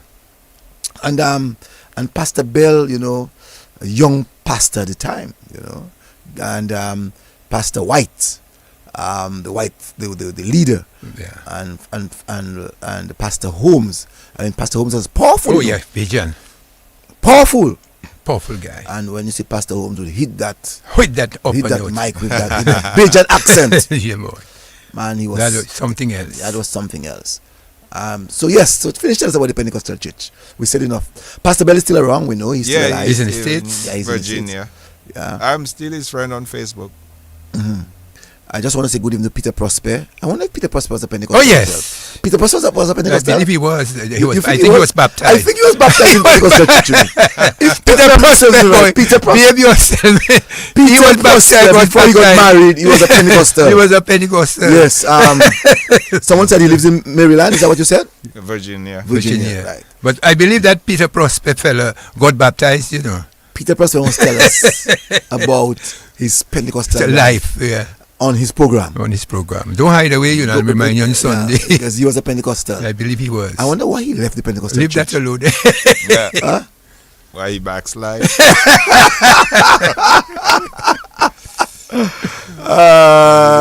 Reason we all boy, let me tell you, Peter not easy. Yes. I remember he was a Pentecostal. He was a Pentecostal. I think they even wanted to make him a preacher.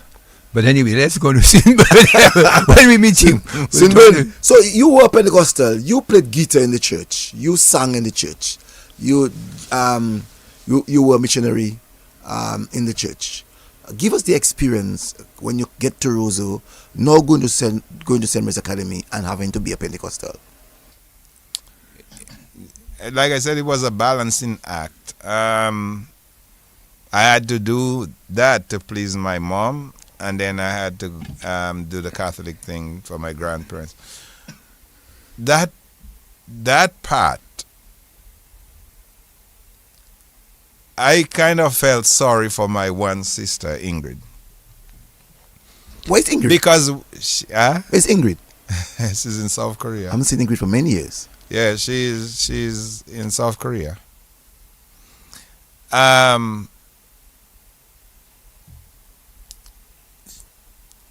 Only one night I wasn't in church, and I was free on Thursday night because that was women's group.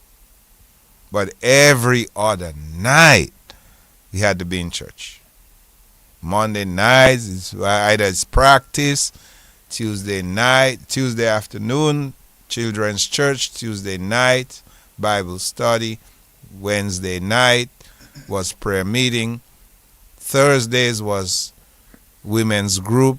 Friday was young people's service. Saturday we had to practice with the choir for Sunday school on Sunday and service on Monday. So I was in church every day but Thursday. That was a cult.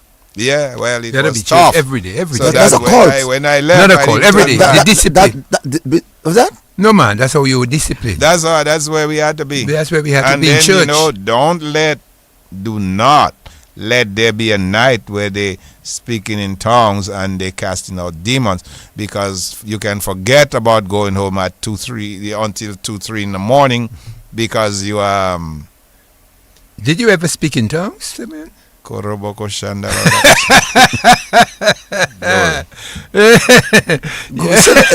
Go again. Nah. No, try. Help us. No, boy, that's a special thing, you know. Yeah, I'll do That's it. a special- You can speak that- tongues? that- Well, I forget that. Maybe the blessings left me. You forgot. So when I hit you, you just go up and down, say so. Speaking in tongues, running up and down. So Beverly Blackman said twice on a Sunday. So Beverly was a Pentecostal herself. Twice on a Sunday. Twice on a Yes. Sunday. Yeah, boy. Yeah, He only boy. went 3 times on a Sunday. Sunday One night. for it started on. You had to go to Bible study No, on Sunday. on Sunday morning. Sunday Mass. Sunday, For the Sunday main service. Children's church. Children's church, yes.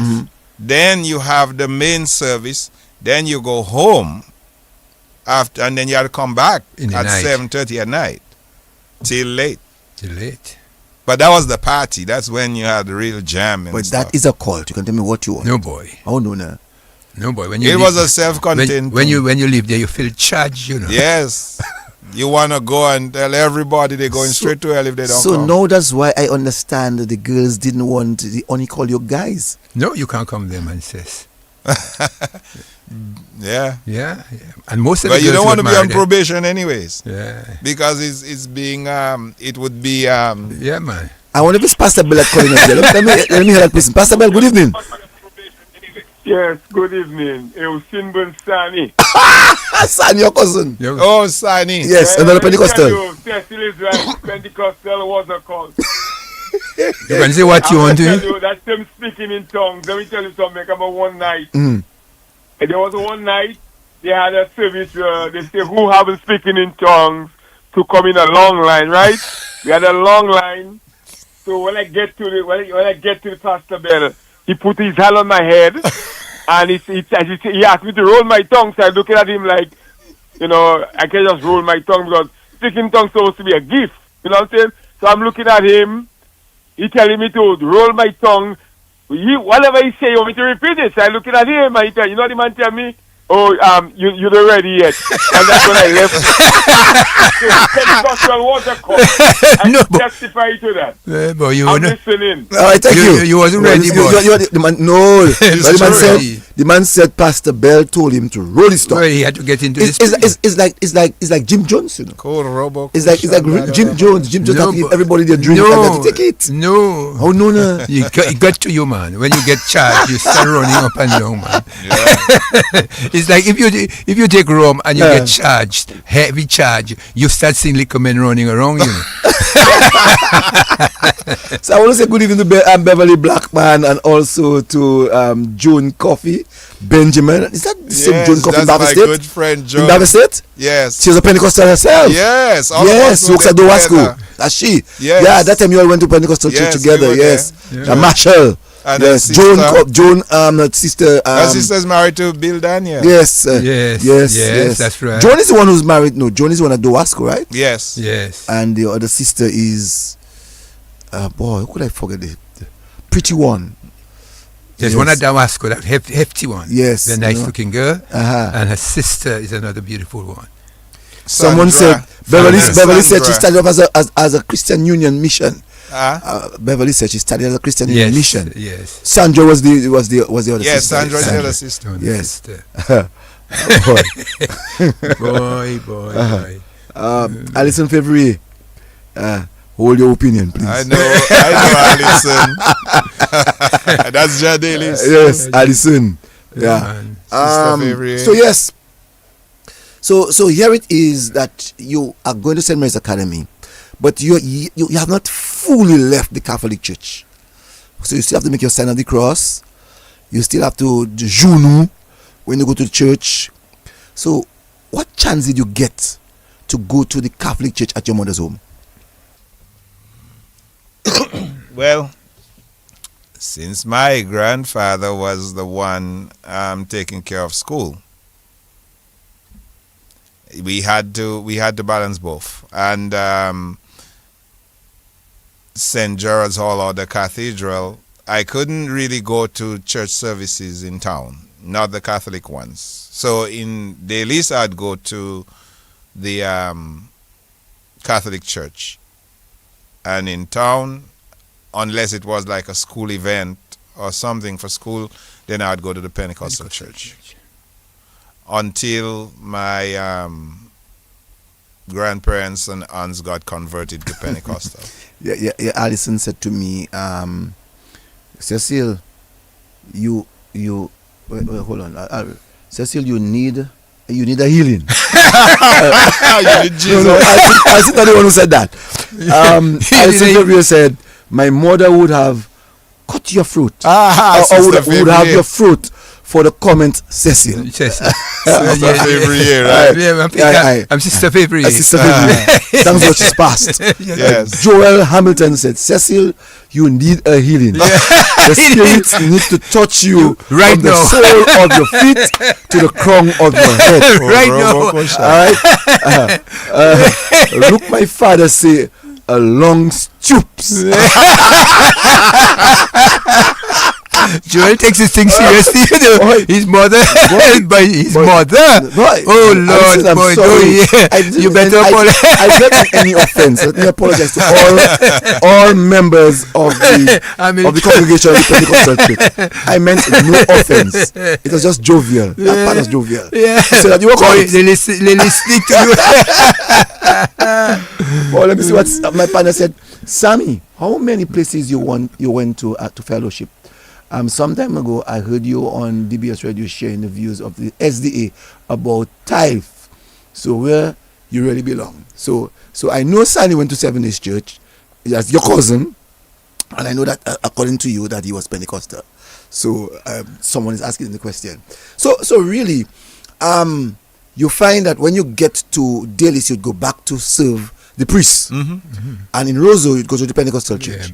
At any time you were confused? No. I knew my roles, so I just played them seamlessly. I don't let things bother me. At what time did you decide you live in the Catholic Church then? When my grandparents left the Catholic Church, they fully integrated into Pentecostal.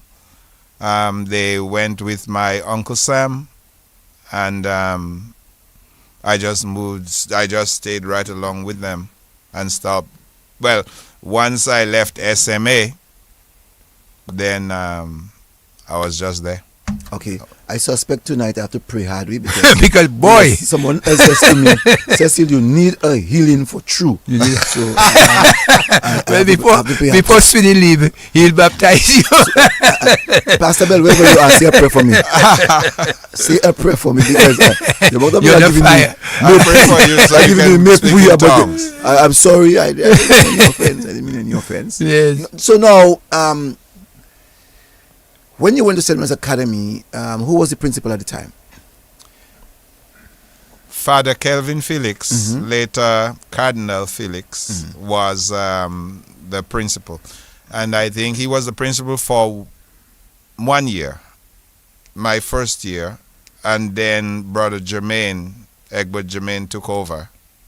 And his deputy principal was another Delices man, Rupert Sorrento.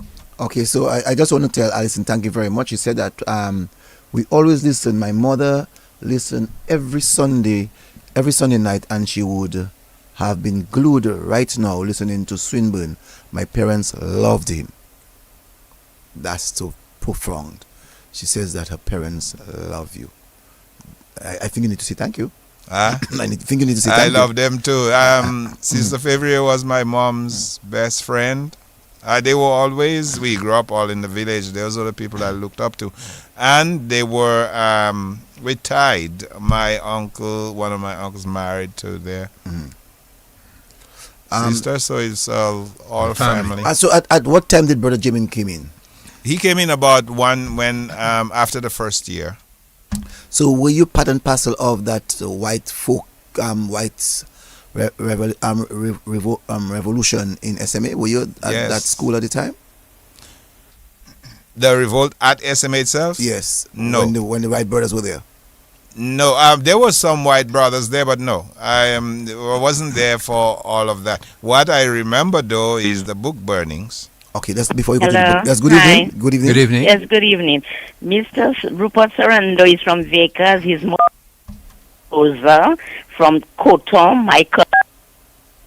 His father came to Vegas as a school teacher, Principal. as a school principal, but he's from... He's from Vika. Thank you. Thank you very much. Yeah. And that is correct, eh? That's correct. As a And matter of my fact, her grandfather did the opposite. Her father taught Rupert Sorendo's father taught my mother. So the Sorendos are from Vegas. Their There father are a from, lot of them in Delices.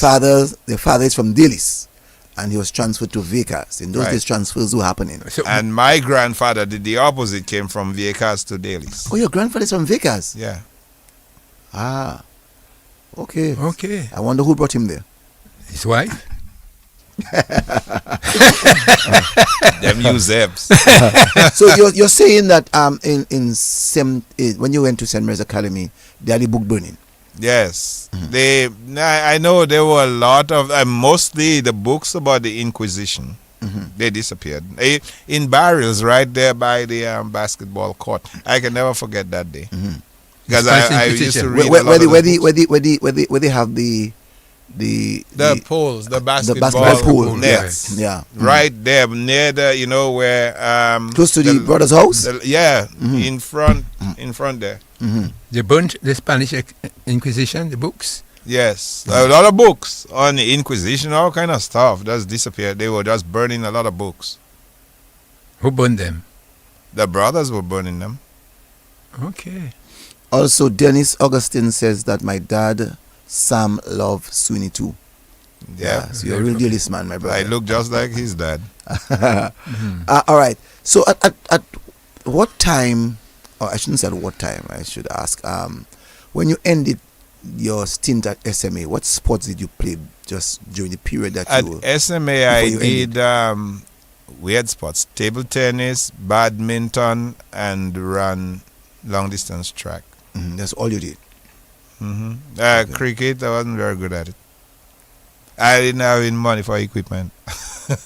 Cricket. So cricket, let me ask, why did the Catholics burn the books? What I happened? don't know. Well, going back, the Inquisition was not something you wanted to teach where you using religion to go kill people. I don't think you'd want that out there. That was under the brother Jimin or under Father Felix? Now that I cannot Remember. if it was during Jermaine's time. Felix or Brother Jermaine. Jermaine. Someone said that they're not seeing the guests. I wonder why they're not seeing the guests, but we are seeing the guests. They not seeing me? That's not, no, we are seeing you, but someone said that We're seeing you. they're not seeing the guests. We are not seeing the guests. We are only seeing pot on the stove. Where's that? You're not watching DBS, I'm sure. I'm watching Facebook and I'm seeing the guests. So I'm not so sure who that person is actually looking at. I'm sure every other person who's looking will tell you that they're looking at Swinburne. So are you seeing yourself at the front there? Yes. Right. Yeah, but I'm seeing him right here. So I'm not so sure. So what did not sure why, but I am seeing them. So so the person, someone responded to him. So yes, I'm seeing them. I'm not so sure if the person has the right Facebook page. So maybe they're listening via our internet, but they may not be looking at us. I'm seeing the guests. Someone says I'm seeing the guests. So yes. So you reach fifth form. How many subjects you felt you could have done at the time? 8. 8. Science, business? All accounting, business, history, geography, math. So you're more or less into the business sector. At first, I was drawn towards accounting and business. Okay. And from St. Mary's Academy, where next? At SMA, something we had a show, right? And I'm going because that there were 2 shows going on almost simultaneously at SMA. Mm-hmm. Levi Low Black and Levi and Clive Jacques, I think, from Hurricane. They were in, I think, Jesus Christ Superstar. Mm-hmm. That was for the elder classmen. And those were shows that were played over and over again. And then there was one called Joseph and His Coat of Many Colors. Yes. Or His Multicolored Coat. I starred as Joseph, singing. It's a musical by Frank Lloyd Webber, and I was Joseph in the show. And we had people like Arnold Toulon, Wadix, all of us were, they were supporting cast members of that show. That show and playing in the Pentecostal church gave me a kind of confidence about interacting with the public, taking the shyness from the country away and integrating myself into becoming part of the Roseau, the real Dominican community, talking to people, not being afraid and shy anymore. So that had a lot to do. So when I left SMA, I went straight to Royal Bank. Yeah, but before you go, Mm. I remember Joseph and His Multicolor. Yes. Was directed by Father John Lewis. Uh-huh. Were you Joseph? Yes, I was. Do you remember of any of the songs? Yes. Can you tell us? Especially the one with Potiphar's wife. Let us hear that one. Huh? Let us hear that one. No, I can't sing that. Those things are long. At least a little bit. A police officer came here once, and we asked him to do it, and don't make him. You don't have to sing the whole thing. Don't make you feel bad. Yeah. I can't remember the words. I remember the songs. I can't remember the lyrics to them. Okay. But it was a whole. I mean, it's almost going through the story of Joseph from the time his brothers sold him. Okay. And his journey through with the king, the Pharaoh and Potiphar's wife, his challenges with that, and on to when the famine, and then he became one of the key people in the Pharaoh's court. Okay. I forgot to ask in reference to you going to St. Mary's Academy and the classmates that you'd have had. Yeah. Very interesting. Yeah. Those are classmates most people will know. Arnold Toulon, artist. Wadix, everybody knows. Orley, Francis Orley. Most people know Wadix from Wadi Koley. After Joseph and His Coat of Many Colors, that at SMA, Wadix, Orley, and I started a group called YCD, Young Cultural Dramatists. I don't know why. I know Wadix will remember that. Young Cultural Dramatists, and then Wadi Koley came from that. But after I became a police officer, then, a lot of things fell to the wayside. Because, the police and most people don't deal well. But I still maintain a lot of my friends. So tell us some of the other names that you remember. Oh, I gave you. Wadix. Just Wadix. No, Wadix, Ole, Wakas. Mm-hmm. All those guys were at SMA. together with me. Andrew Maglaw, Giftos John was first. When I first started, he was an upperclassman, but by the time I got to fourth form, he was already teaching. He was teaching. So there were a lot of the names, Damien Dublin, the folks that we had the reunion for, a lot of them were at the school at that time. Alvin Thomas.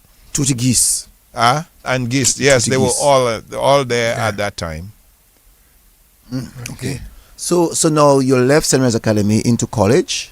No, man. I went straight to Royal Bank. I was working in foreign exchange there. Mm-hmm. And after a year... You keep true to your subjects? You kept true to your subjects? Yes. But after a year, those subjects were boring. I mean, it was boring. Yes, nice AC dress, nice. But I wanted to be coming from Delices, I wanted to be out. And there were a lot of policemen, Kelvin Albert, my uncle Felix, Raphael Alfred. There were lots of policemen, and these guys just they were impressive. And so I followed two of my cousins, Warrell and Vernon Durand. Followed especially Vernon, who was like a big brother. I followed them into the force. Came back, worked CID. Well, we were the last class in Barbados. The last police training course number 69. And I think Roger Blanchard, some of the names of people that trained with me, Paquette, Bernard Paquette, the attorney, magistrate, Loda, we all trained together in Barbados. And once I came back, did CID, criminal investigations, then sent to Portsmouth, and then they started, pulled me back to SSU, the Special Services Unit. So what was your experience like then in the force? Did you enjoy it? Yes, it was. I had and a lot of my friends today as ex-policemen that I served with. We're still very, very close. I think our esprit de corps, especially with those in SSU, we were really, really, really close because it was a really, really terrible time for the country at that time. You talk about you in Portsmouth, and we're going to come back to that terrible time in Dominica and that period. What was your role like in Portsmouth? I was kind of... remember we went to Ansdime and we met Vital? Yes. Okay. So Vital, Sambo, and a few of us were there. I was more doing a lot of investigations. I came from CID to up there. So I was doing more criminal investigations then and patrolling. In those days was dread days. Yes. The days when guys used to kidnap people. Yeah. Were you involved in the catching? That's the word of the guys who had kidnapped mammies and these people in Portsmouth? I put it that way. There were two nurses. Did you? Yes. Were you You're part talking of? about Junie? Junie is my good friend. Were you and part her of this- husband is my very, very Were you good part friend. of the search and rescue team? Yeah, well, you it search and wasn't rescue so- and yeah, find well, we were. We were the paramilitary then, so we had to go. Did a lot of missions in the woods. You know, a lot of people have lost that history. So you have some of it. I would like you to maybe tell us what the story was like. That these two young ladies, they were kidnapped. They were nurses. Yes, go ahead. It pains me at that time was so terrible. And a lot of people, I just had a conversation in Delices with a young man who was giving me another version of that thing. And what I told him was, well, I always believed there were two groups of people with dreadlocks in Dominica. One group were Rastafarians. They were Bible toting. They read the Bible. They were Bob Marley following. They ate their idols. It was like their religion. They were religious. So those stayed away from trouble. The other group, though, were people who were troublemakers who had locks. You call them the dreads. Yes, they ate their pork, they ate their stuff. But what I think really sparked all of that is that these people are going to tell folks, and my grandparents, after they plant their food up in the mountains, after that you can't go there because that's Zion. That's the food that raised me. Huh? That's the food, the provisions that they sent down in those crocus bags. And now you're telling my grandparents they can't go up to the mountain after. So no, that got people really angry. Because a lot of us in the police force are from the country areas. So it started to get more and more violent. And then I don't know if I should mix what was going on with the defense force, giving them weapons. And it just was really terrible. So we had to fight our way to get that out of the way. We remember Dr. Lennox Honeychurch. His father was kidnapped and killed. So there was a lot of fear. I remember people were even joking at that time. One of my best friends, his brother was in SSC with me. He was giving me a joke. They made a meme out of it. Like his father went up in the mountain in Portsmouth and he some cord, something tripped him. And when he fell, he is screaming, "Laje me dread, laje me," thinking that it was one of those that had caught him. But that's to show the fear. I give that joke to show the fear that was happening. Well, it may not have. It was. He was telling me in a joke, but it's something that happened with his father. So, that's the world we were living in at the time. It was really violent. So going back to the ladies. Those two, Junie and the other nurse, well, we have sisters. People have sisters. And to take somebody's daughters, we were not accustomed to that kind of mess in Dominica. And raping them and not even sure if they're alive, if they'll be alive. That was kind of scary. It's not something that most of us condoned. So we went hard after those who did it. So you all went to the bush and set the plan and to catch Pocosio. Well, not Pocosio, Tumba. Tumba. What did I say? Pocosio. Tumba. Tumba, Pocosio, all these Tumba, guys. yeah. Mal. Mal. Was a lot going on at the time. A lot of names. Yeah, they were outside Mont Diablotin. Was it there? Yeah, they were all in the woods, all Girodel, all up. They were all over the place. How brave were you at that time? Fearless. Still, I mean, the only thing that can happen is you die, and if you die, then you don't have to worry about anything. Mm-hmm. So at that time you were very fearless. Yeah. You were young. Yep. I still am. No, you can tell us as a police officer, what was your image like among the people of Roseau, knowing that you come from the country? If you want to know the kind of policeman I was, the best people to judge you are your peers. Mm-hmm.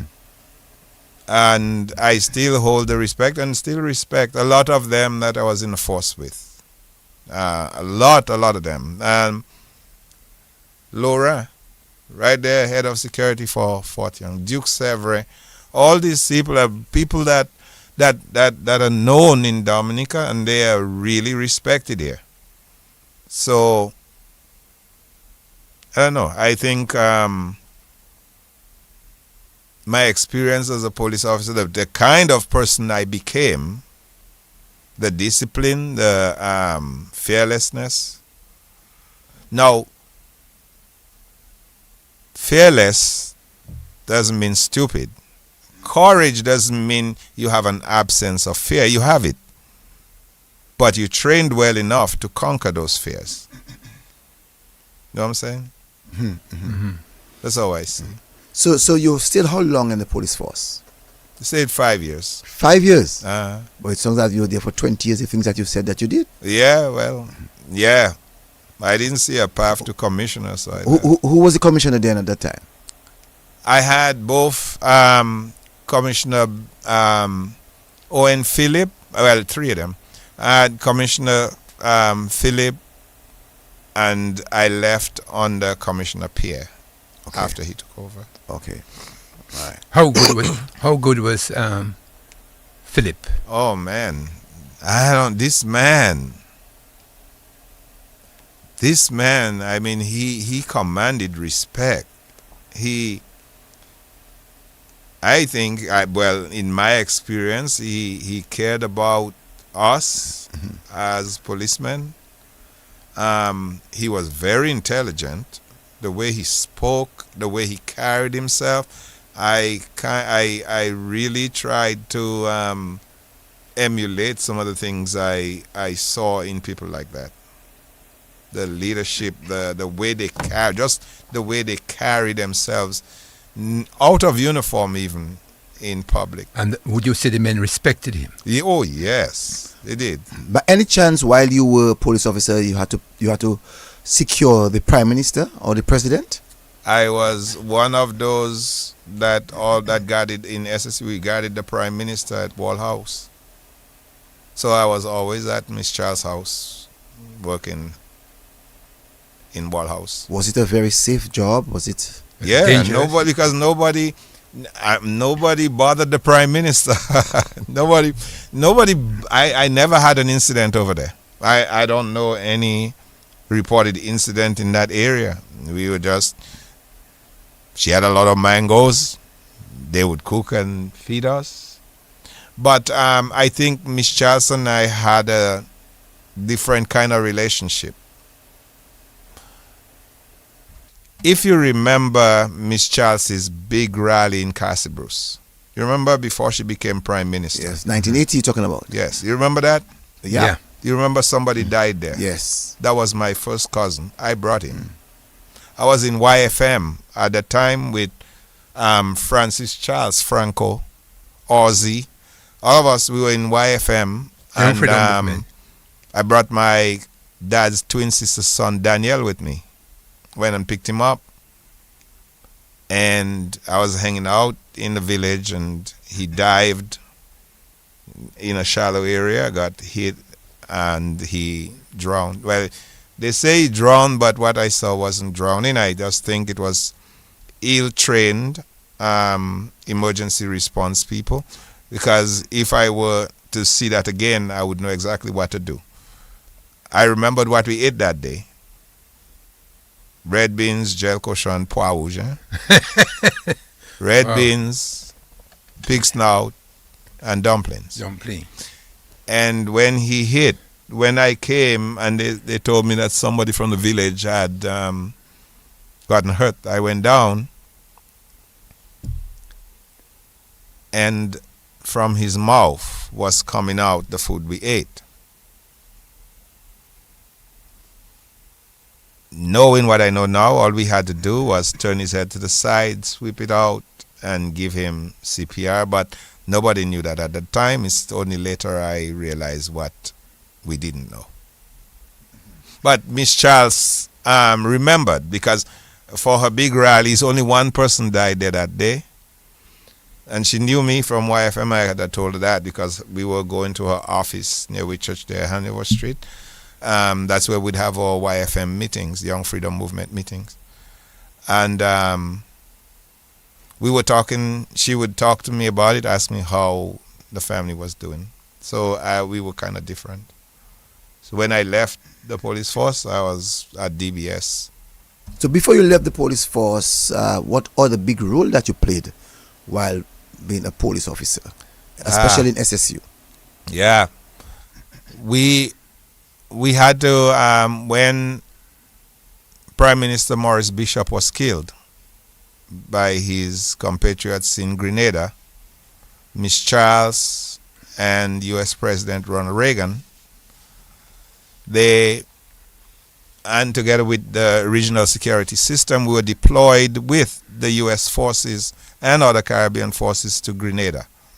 So we were there to help maintain law and order and to help rebuild and help them in their quest to rebuild their country. Would you remember the officers who went with you? Yes. I have pictures of them. I have all the pictures of them. Both Loda, Anthony Loda, Roll, Durand, Jeff Durand, Ellis Lawrence. It's a whole bunch of us. It's a bunch of us that went. So I would sit there and call out the names. What was the role that you all played then while you were in Grenada? We were both paramilitary, but our role was to maintain law and order.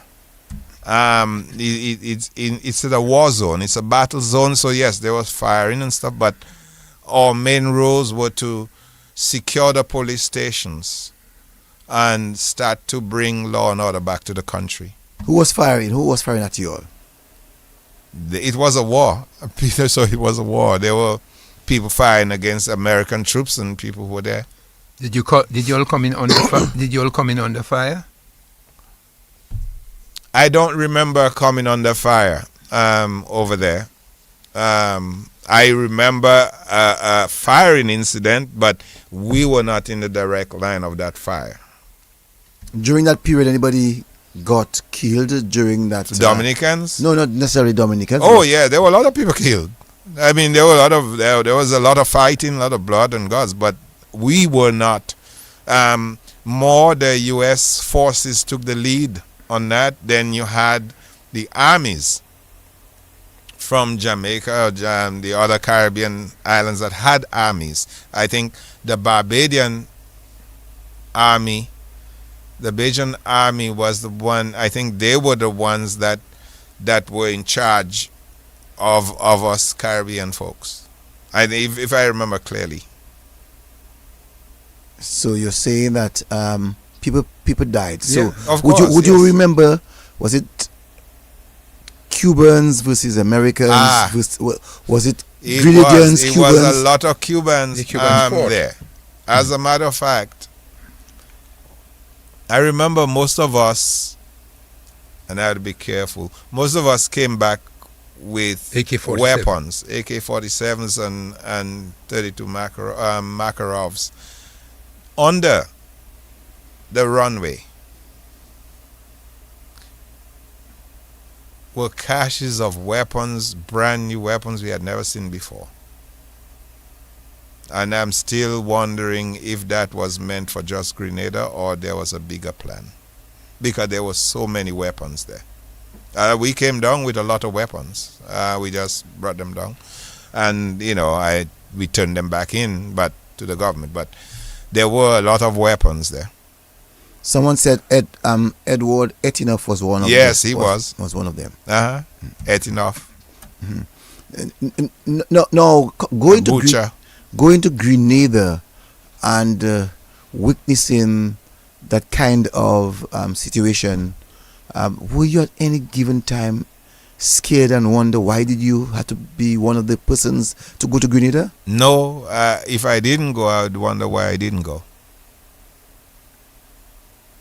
Did you all have an opportunity to see where Maurice Bishop was assassinated? I don't know if any one of them went there. I didn't. But I know we were all over the place when we were split up. So it's not like all Dominicans were one place. Were you all the ones who caught Bernard Corder at the time of his arrest? No. I think the U.S. did that. But what we did have were a bunch, we had fenced off. Near Point Salines, that was our staging area, or base. So we had a fenced-in area with a lot of prisoners there. I think there were Cubans and some Grenadians. They were inside just a chicken wire fenced area out in the open that we had. I have some pictures of them. Mm-hmm. And no regrets. No, Okay. not one. I try not to regret things.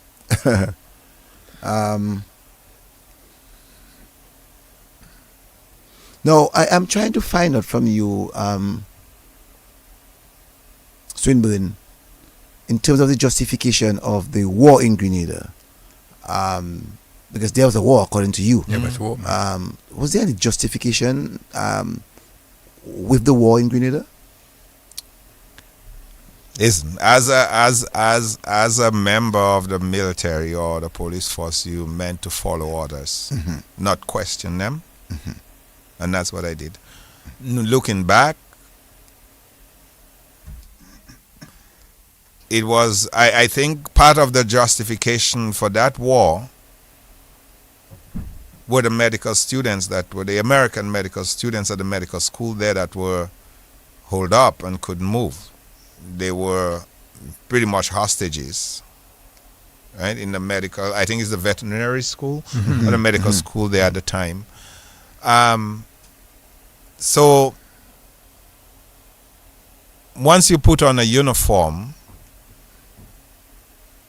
as I did in the police force and in the U.S. Army, it's not about questioning afterward. You shoot first and then you ask questions later. You follow the orders of the president or whoever is in leadership, and then you can think about whatever else later on. At what time did you all left Grenada? How long did you all remain in Grenada? I don't know how many months. I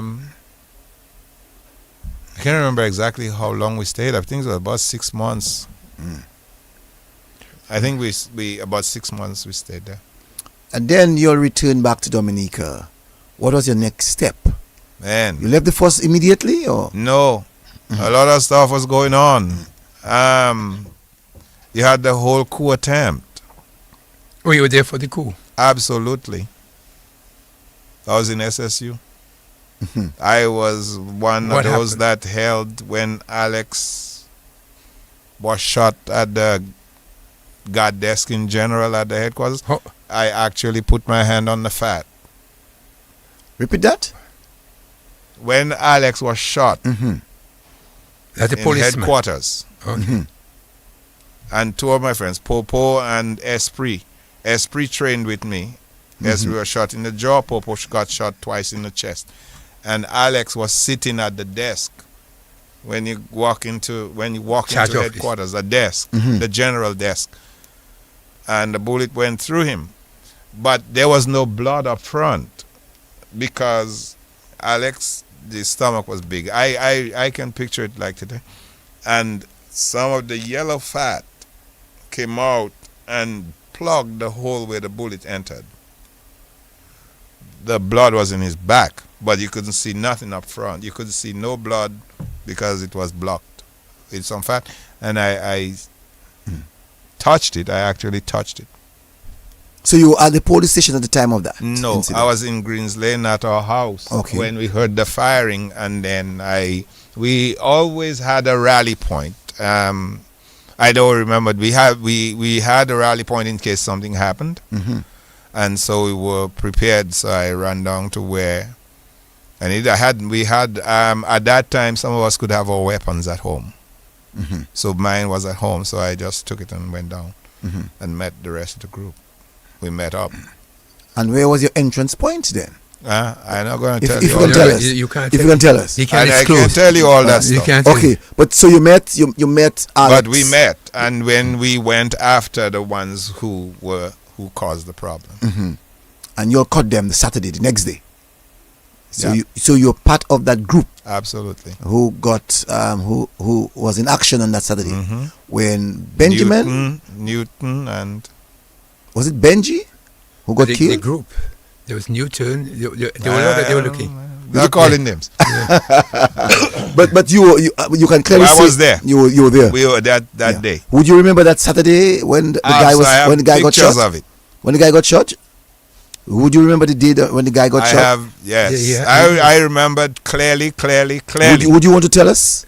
Well, he cannot Would you want to disclose tell us? certain things he can't disclose. No, he will whatever he cannot disclose. What he'll- to say? What you want me to say about I'm it? not asking you who shot. I'm not asking you that. No, I I'm don't not know going to that. ask you to say that. I'm not going to ask you to say that. No, I'm what just I asking know you, is where that was the we person went. shot? We went. We knew the locations where they were. Yes. Where they were supposed to be. So we went to their homes and we went to look for them. And we found some. We didn't find others. So, But you would have remembered the one. the order was to fire if we get resistance. Did you all get any resistance?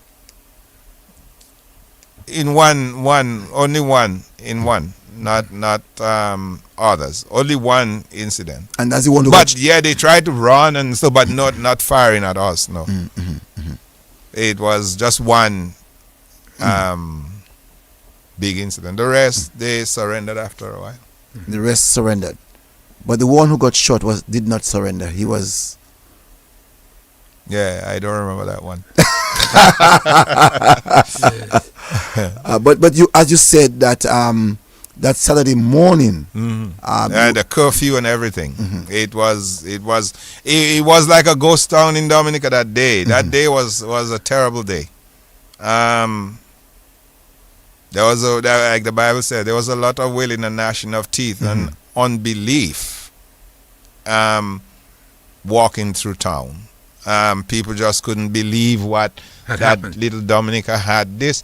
And when you hear the news of what was supposed to come, if it had really taken place with the Ku Klux Klan and apartheid people coming, if they hadn't arrested them, the FBI and CIA didn't arrest them in the United States, in New Orleans, Louisiana, trying to come down with all these weapons to tear us up.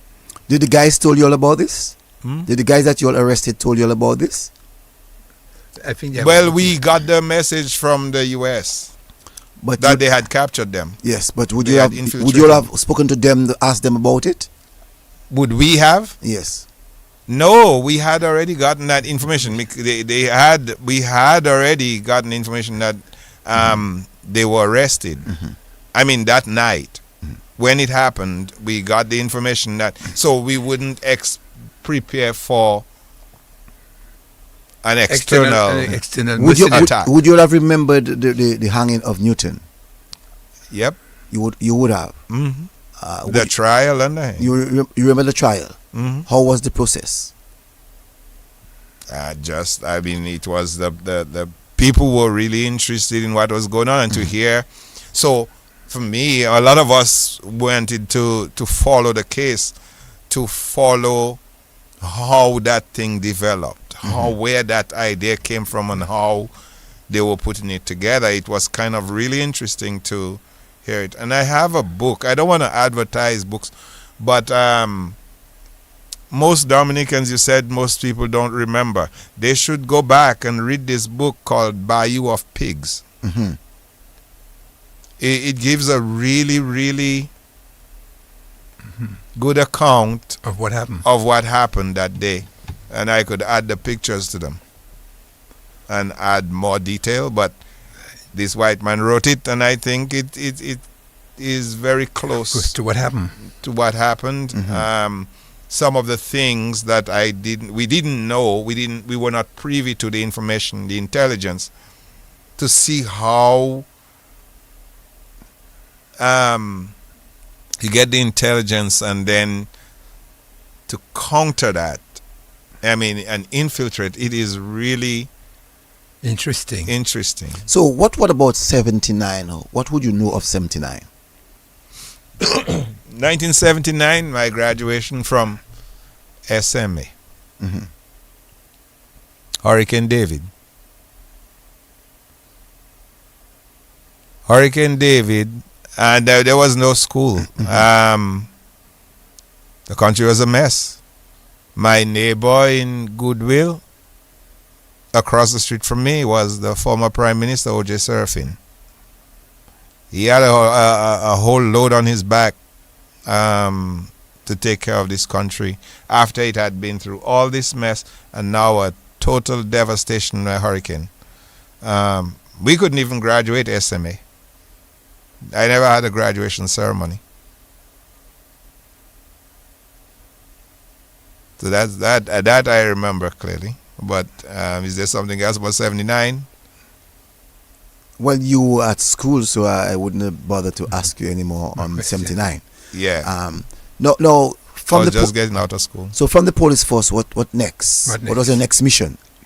When I couldn't see my way, a clear path to the senior ranks, at least not because I kept hearing a lot of these guys talking about their senior constables. They've been there 30 years and they're proud. I'm like, no, I am. How do I get to be commissioner? 30 years fellas were there. Yeah, they were there for 30 years and talking about their senior constables. They had no rank. They were there, yeah. So constable, you said we? 30 years as constable. Yeah, man, some people retired as constables. And so I said, you know what, no. Something happened, an incident happened, and it took me to the path of DBS. I won't go into all what happened, but I made the choice to resign, and then the next day I was working at DBS. Your experience? Your experience at DBS? Yes. What was it? How long did you stay there?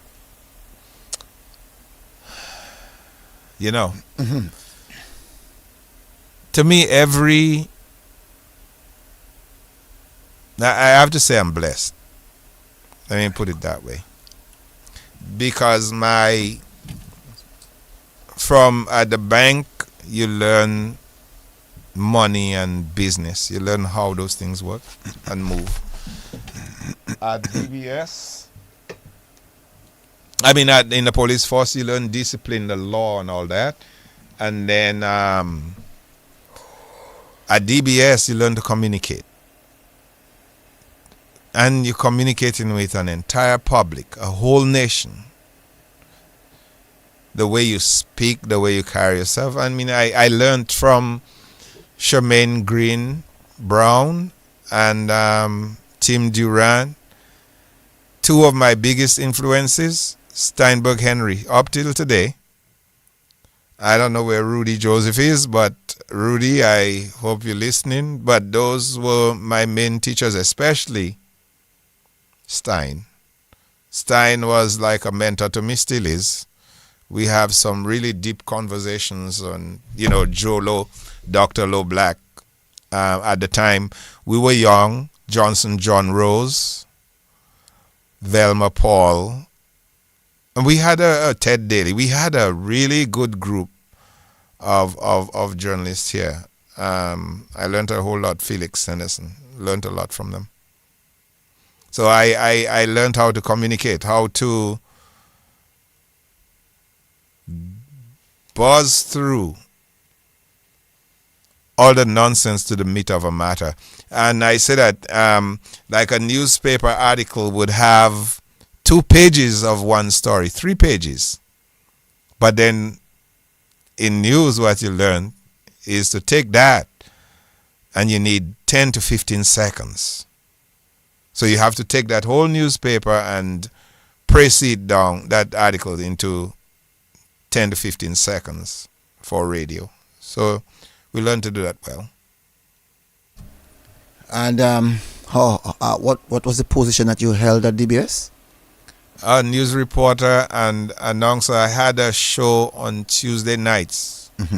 A country show, country music with your country cousin. Yeah. And so you worked on the news desk. Yes. And having to do on a Tuesday night A show. Yes, and also like events out there, political events, music events. I'd go cover them Okay. out and going out to the different villages too, just like we did during the Community Day of Service. So I would go do that too on Community Day of Service or other events around the country. How long did you stay at DBS? 5 years. 5 years. Some person's perfect number is 7. Yours is 5.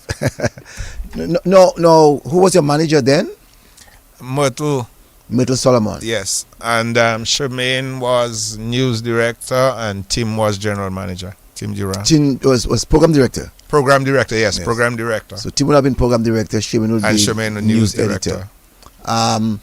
At that time at DBS Radio, what it taught you that you got from the Lakou? What it taught you more that you'd have gotten from the Lakou, but it taught you much more. Yes, DBS taught me how to sift through the bull, the nonsense, how to get to the heart of a story. It was kind of what we learned in journalism school about an onion. Right? You keep peeling. And it's in layers. The news, what you see, what you read, especially those people watching television, the few seconds of that news story that you see, there's a whole lot deeper behind it. And most people don't read, so they just take that and just go run with it. But there's a whole lot behind just that 10 to 15 seconds. So I learned a whole lot how to manage time. I learned how to communicate individually in my personal life and professionally. And those things helped me a whole lot with what I do in science, what I've done. Rudy Joseph and Steinberg were your mentors. Well, what did they do different to make you admire them? Stein is an intellectual through and through. And Dr. Steinberg Henry, I hope you're listening to me. He is an intellectual. Before we prepared the news, we'd go down by Suki, we'd go down by Suki, get their stuff, whatever, and then we'd come to the back of the radio station, the wall behind, and we'd be watching the ocean. And Stein would be waxing on and on about Immanuel Kant, and just Henry Thoreau. He would be talking philosophy and trying to, explain the world and in philosophical terms, the things we were seeing in the news, and I would be like, wow. People thought that he was crazy, but I think he was just before his time. He was just way intelligent, but I soaked that knowledge up, and it gave me something to go back to find more. So that meant Rudy was more style, but Stein was a lot of intellect. So I talk with him a whole lot more.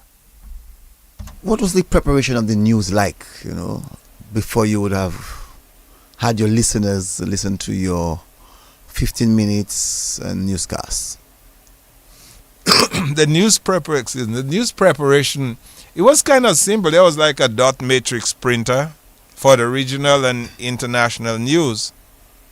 It clack all day long, and you go through, you cut them, and you see the ones that the big regional and international stories, and you pick. But for me, in my case, I usually would pick news stories that had some kind of relevance for Dominica. I'd say say an instant the United States does something and it has impact on the Caribbean, but more specifically here, we would pull up those news and we would sit there, we'd take it to Rudy, Stein and I, and Son Johnson, John Rose sometimes. Dr. John Low Black doing sports. We'd still take it to Charmaine to, edit it, make sure that these were the stories that she thought were important for the country. So we that's how we prepared. We just did the dot matrix, and then we just have the pieces of paper with no computers. We just have the pieces and of paper we had torn from that dot matrix printer, and then just read the news from that. We'd label them 1, 2, 3, 4 in the order that we were going to read them. So the news editor would have been the one to determine what stories that would have gone out. Well, yes, she would determine whether those were stories that we could put out or not. What story in your time you think created a big impact on life in Dominica, if you would remember? I'm talking about local stories. Yeah. Wow. That was a lot of years ago. I can't remember. So That's one of those. You were DBS from what period? What? From 81, Mm-hmm. 81 to 86 when I left. Okay. So in 85, general election, what kind of stories that you all would have done? Miss Charles's election? Yes.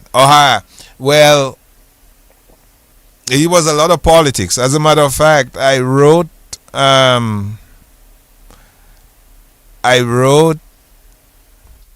did a big background story on Miss Charles, and she had me come to Windsor Park to actually read the new story live on stage.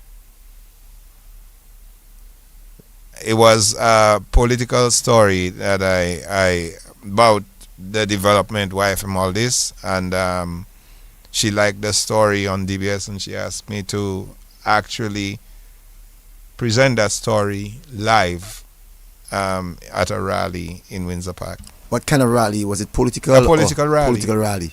Yeah. Okay. So the stories at the time were basically a lot of politics at that time. We had a lot of mostly politics. The opposition not liking the Prime Minister. What do you mean when you say the opposition not liking the Prime Minister? Is it that stories of theirs were not been given the opportunity to No. or the personality? It was just because there was a lot of animosity because of what had happened with former Prime Minister John. Mm-hmm. And even today, some people believe that the real coup is, and somebody actually approached me and told me that nonsense, that the real coup was when Patrick John was taken out of power. But that was the Dominican public. And I don't want to get into all this mess. There's a lot of history. And if we're honest enough, we can see where the country was headed at the time. Mm-hmm. So I'll leave that to the historians. I'll leave that to Dr. That's the job of the historian. Yeah. Yes, I'll leave that to Dr. Honeychurch. I'll just give my personal, the things that I was involved with. I can talk about the rest. I'll leave it to others. Very interesting. So your 5 years from 81 to 86 at DBS, how did you find it? How did you find the stint? Working with Myrtle Solomon? Kui Solomon, Kui? Was that one? She was also the head of the Chronicle at the same time. What type of person was she? She was a very nice person. That's all I know. She was very nice. And one thing I can say about her, she stood up for us. I say that because of an incident. And if Reginald sent heavy shilling for this listening, he might remember that one. We had a show, a news show, right one day, right where I'm sitting. Rudy Stein and I, and Jolo was reading the sports. And there was a story about Boy George in Antigua walking around with thongs. And now we associate that thing with females wearing thongs, but there he was. And so we were laughing when they read it. We were laughing in the studio, and Heavy Shillingford was really upset, and he called and wanted to fire us. What was Heavy Shillingford at the time then? What was Heavy Shillingford? He was on the board. Okay. So he wanted us fired. He said it was unprofessional. So I remembered clearly one time while we said, man, this is nonsense, because we turned on CNN and there are those people on TV laughing, and the news, right? They did the news, and that whole thing about, I so clearly remember a human interest story. It was, this is a human interest story, to have some levity, to bring some lightness to the news, everything not just about death or about some serious stuff. So we brought something light, and that is one of the things I remember that Miss Solomon said no. Mm-hmm. No, I'm not gonna fire them. So that's it. That's my experience with her. Marlene Simon said, "Whoa, see my past friend. Good night."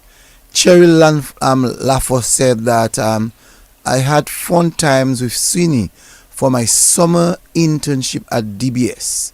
I used to enjoy going on outside broadcasts with him. Do you remember that girl? Yes. Cheryl. Yes. She's here? Well, apparently she's here. Okay. Yeah, so she just said she remembered that. So your stint at DBS was really fun. It was. I enjoyed it. Mm-hmm. Mm-hmm. And then from DBS, what happens?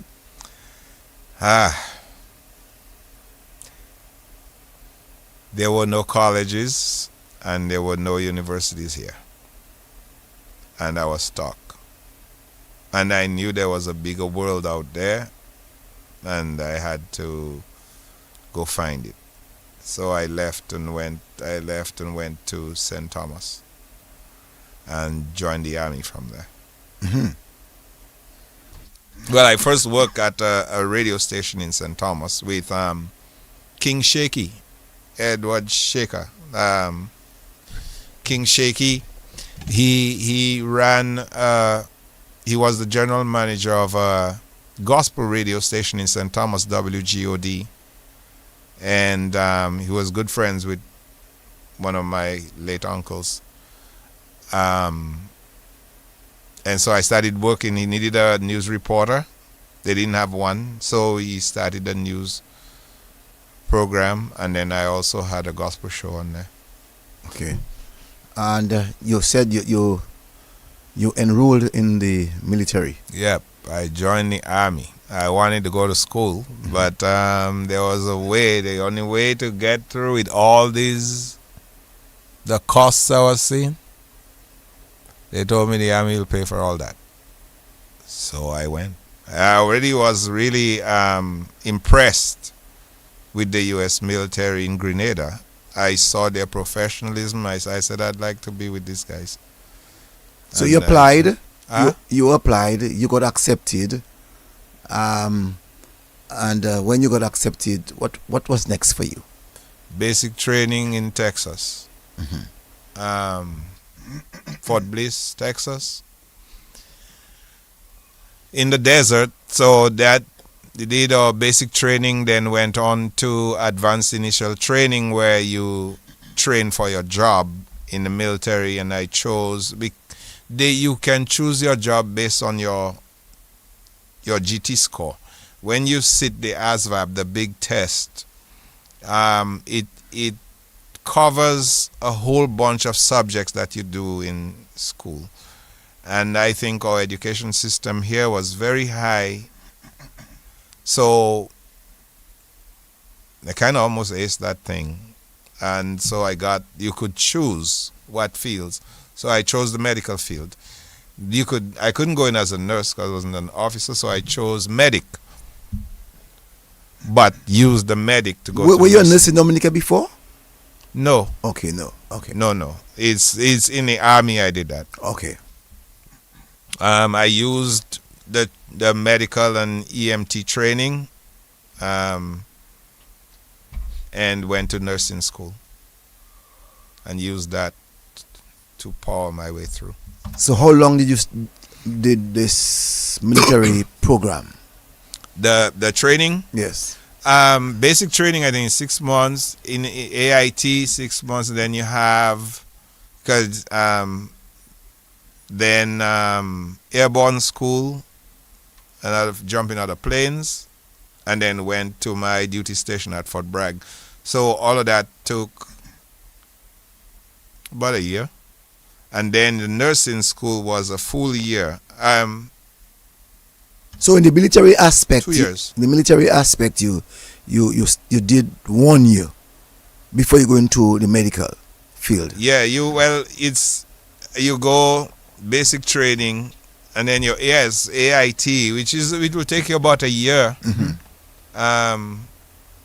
to get your job in, to get to your duty station. So you now become a nurse, Well, a medic, and yes, while in the military. as it is my military job. Okay, how these two worked? Huh? How these two worked? How it worked? Yeah. Well, if you go to combat, we had to set up hospitals, we had to set up clinics, we had to, if you get shot, we had to pick you up. And if we shot, we still have to take care of ourselves and still take care of you. So you have to have that. One thing I know, and anyone who's been in the U.S. military knows, I don't care who you are in the world, you're not going to have training as good as they do. You're not going to have you will always have the best equipment, and you'll always have the best training. Because you got to keep yourself alive, you got to keep your bodies alive. So they will give you the best equipment and training. So I started to observe that and learn as much as I could. Stayed a nurse for how long? 14 years. 14 years serving in the military. No, I stayed in the military 8 years, and then I used the rest of the 6 to go to get my PhD. Okay, so give us a rundown of how did you approach getting your PhD?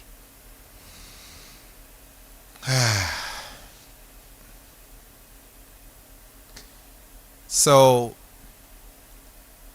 I'm in nursing, and at the time it was, and I hope people understand from what I'm saying, that the decisions we make in life can impact the rest of our lives. So people make decisions without thinking through things at every stage.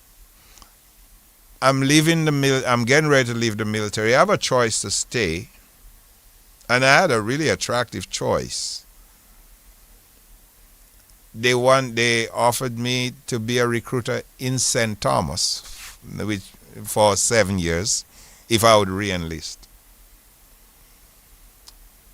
But the job I took in the military and the nursing, I knew you could get a job with it anywhere in the world. So I used that nursing I said, I'll just go ahead and do nursing and then take myself to the PhD. At the time, it was not for profit. Medicine was not for profit. And it was mostly like the churches, like Catholic Church, Methodist, Baptist, that had big hospital systems.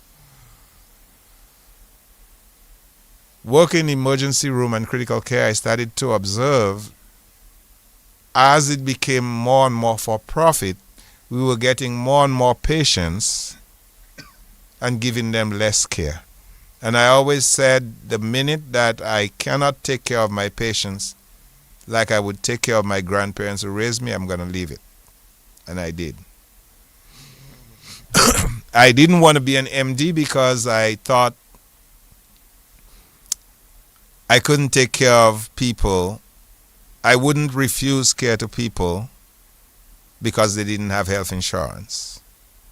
But yet, people like to take advantage of you, and you have big, huge medical loans. So I didn't want that dilemma. And one of my mentors, Dr. Anne Fouquet, she said, well, have you ever considered the PhD? I said, what's that? She said, well, you do research in this.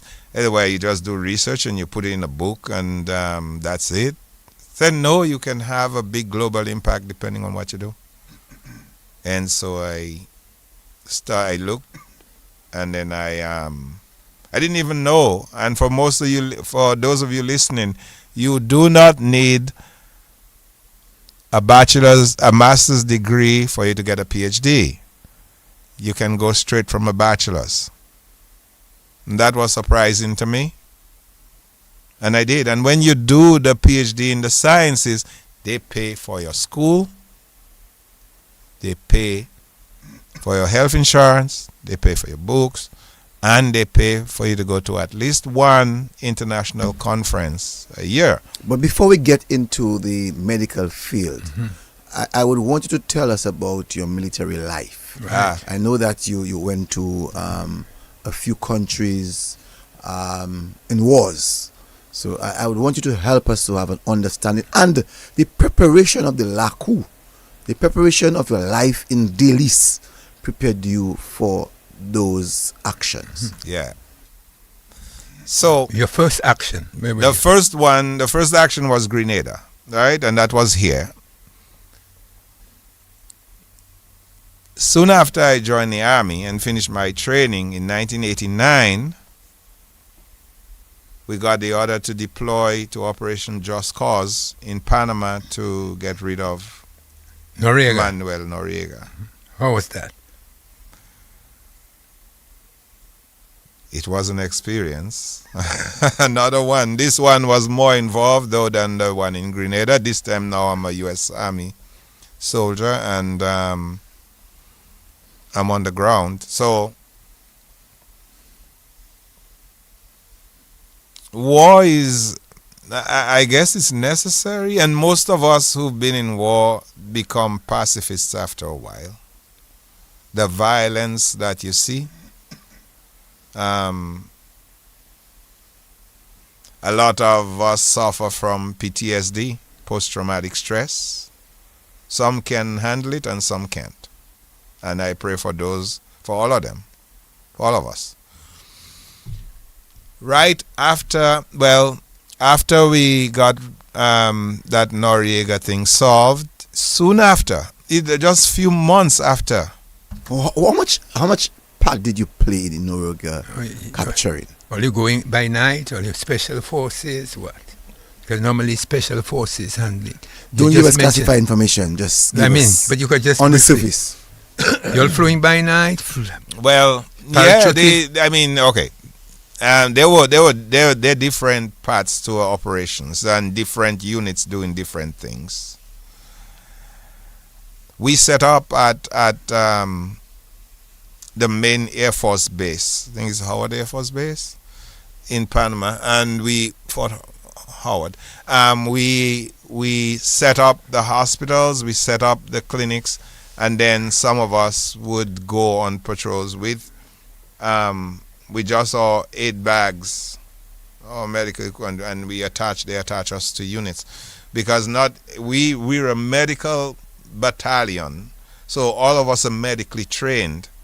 But the other units, say the infantry, they need medics. They need us with them, so they would just attach us to them. The war fighters, as we call them. But in essence, they tell you that your primary MOS anyways, no matter what job you have in the military, your primary MOS is infantry, is to fight. So you do a lot of that training. So we set up hospitals. Yes, you can get under attack and stuff like that, and you have to defend yourself. But more you are away from most of the direct action.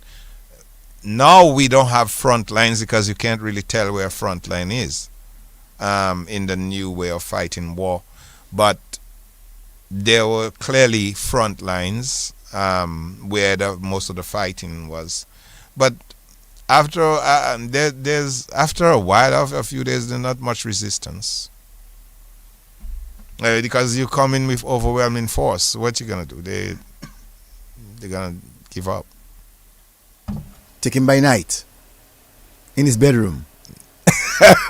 No, his was different. He went into a Catholic church, cathedral. He was in the church. And he wouldn't come out. And the law, I think the law is that you can, so PSYOP, special operations and psychological operations, they blared music, blasted it.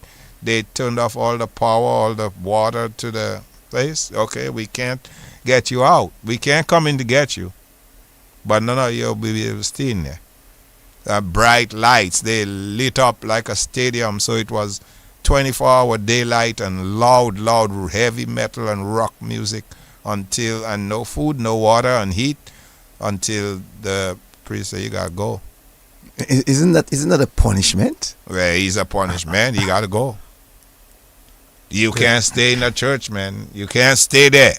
You gotta go. So by international law, you couldn't enter into the church, but you do things to get him out. Of course. Yeah, you make the church send him out. Came out hands up? Yeah. Hands up. Yes. Where was your next operation? The next one was just a few months later. We were in Saudi Arabia setting up for the first few months, 6 months was Operation Desert Shield, where we were preparing. We were setting up all hospitals, locations, patrolling, and then when the war started, we already had all that. So you're saying that you were already inland?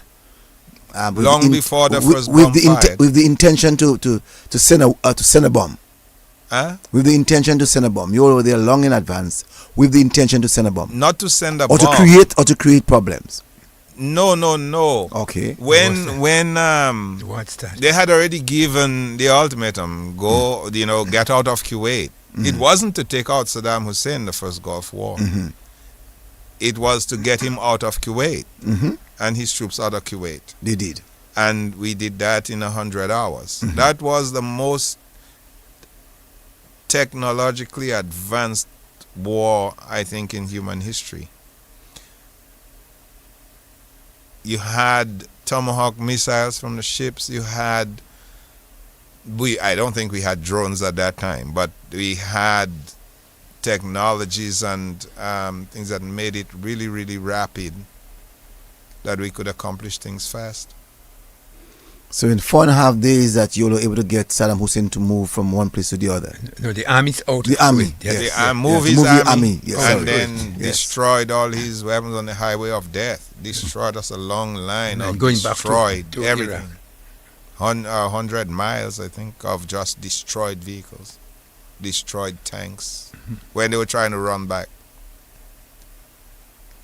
And you felt no way. I'm a soldier. I just do I just follow orders.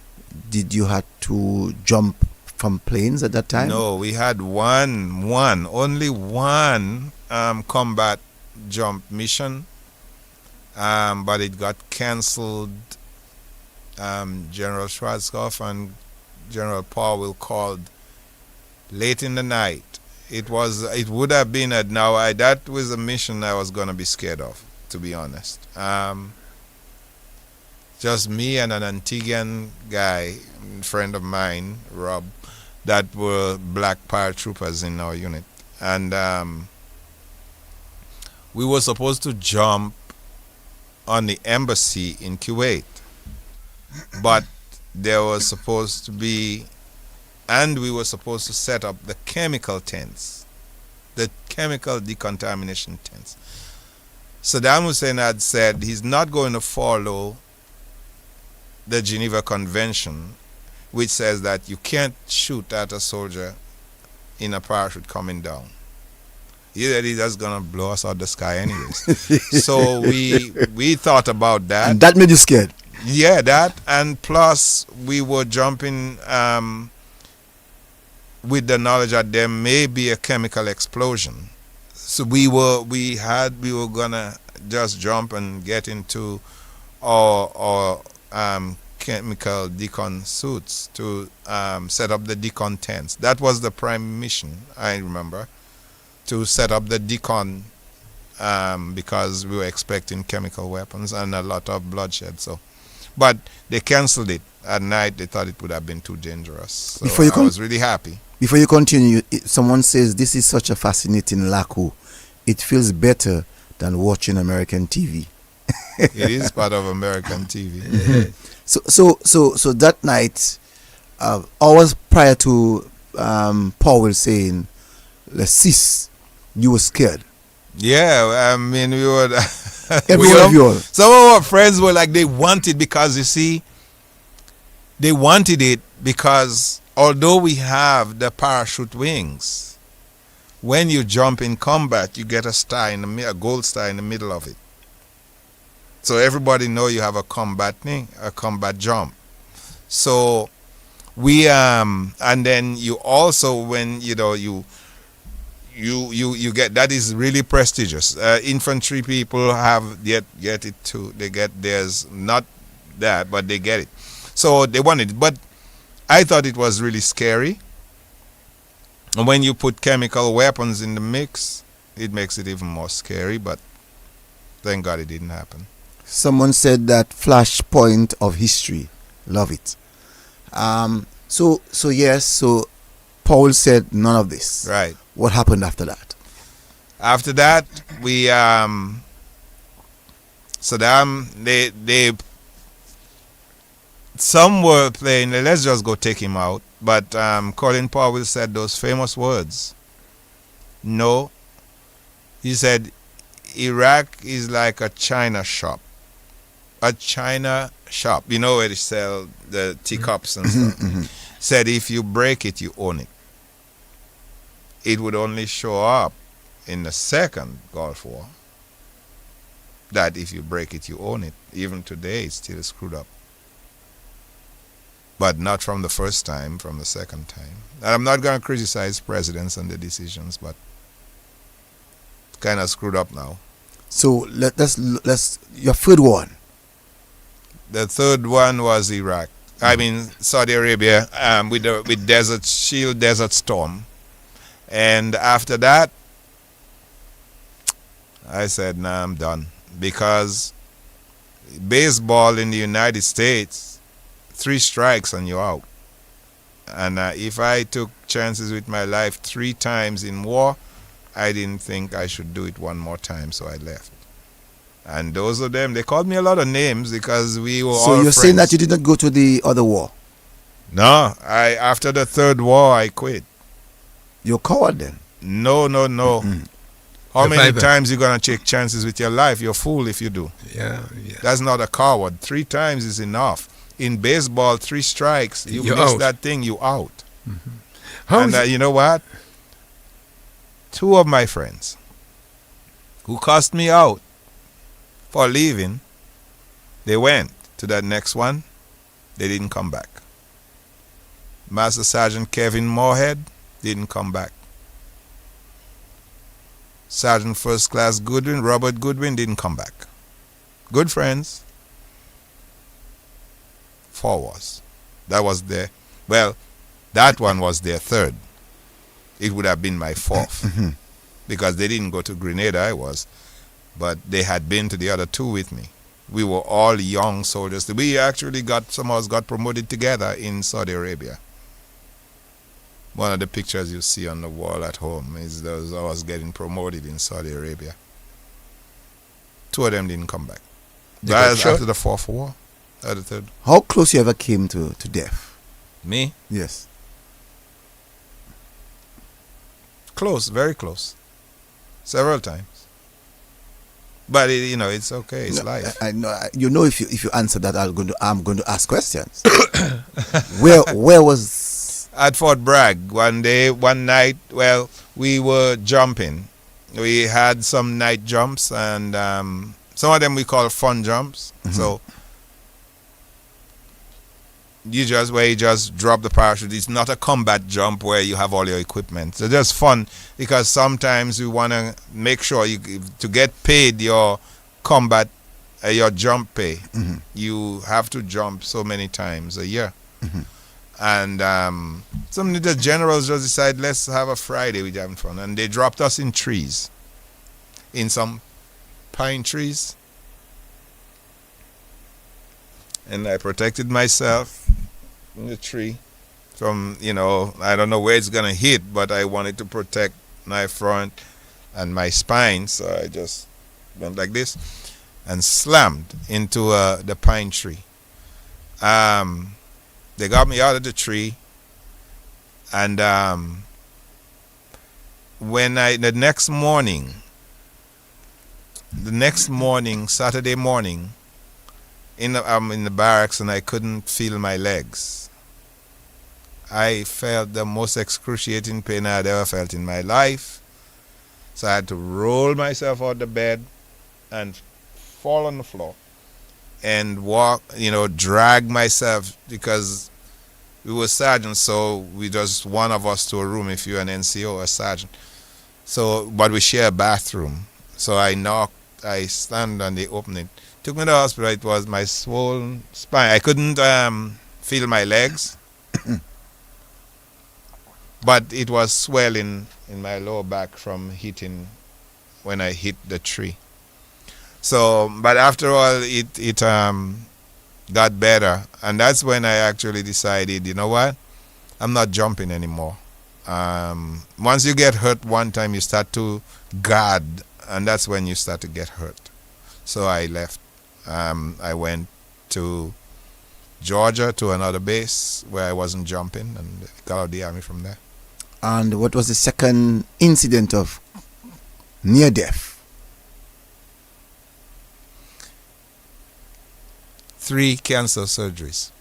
Again 3 from the first Gulf War, the chemical weapons in both kidneys. So I'll give my medical history. We got exposed to the sarin gas in Saudi Arabia in the first Gulf War. Mine took a long time to show up, but some of them died before it could. Wow.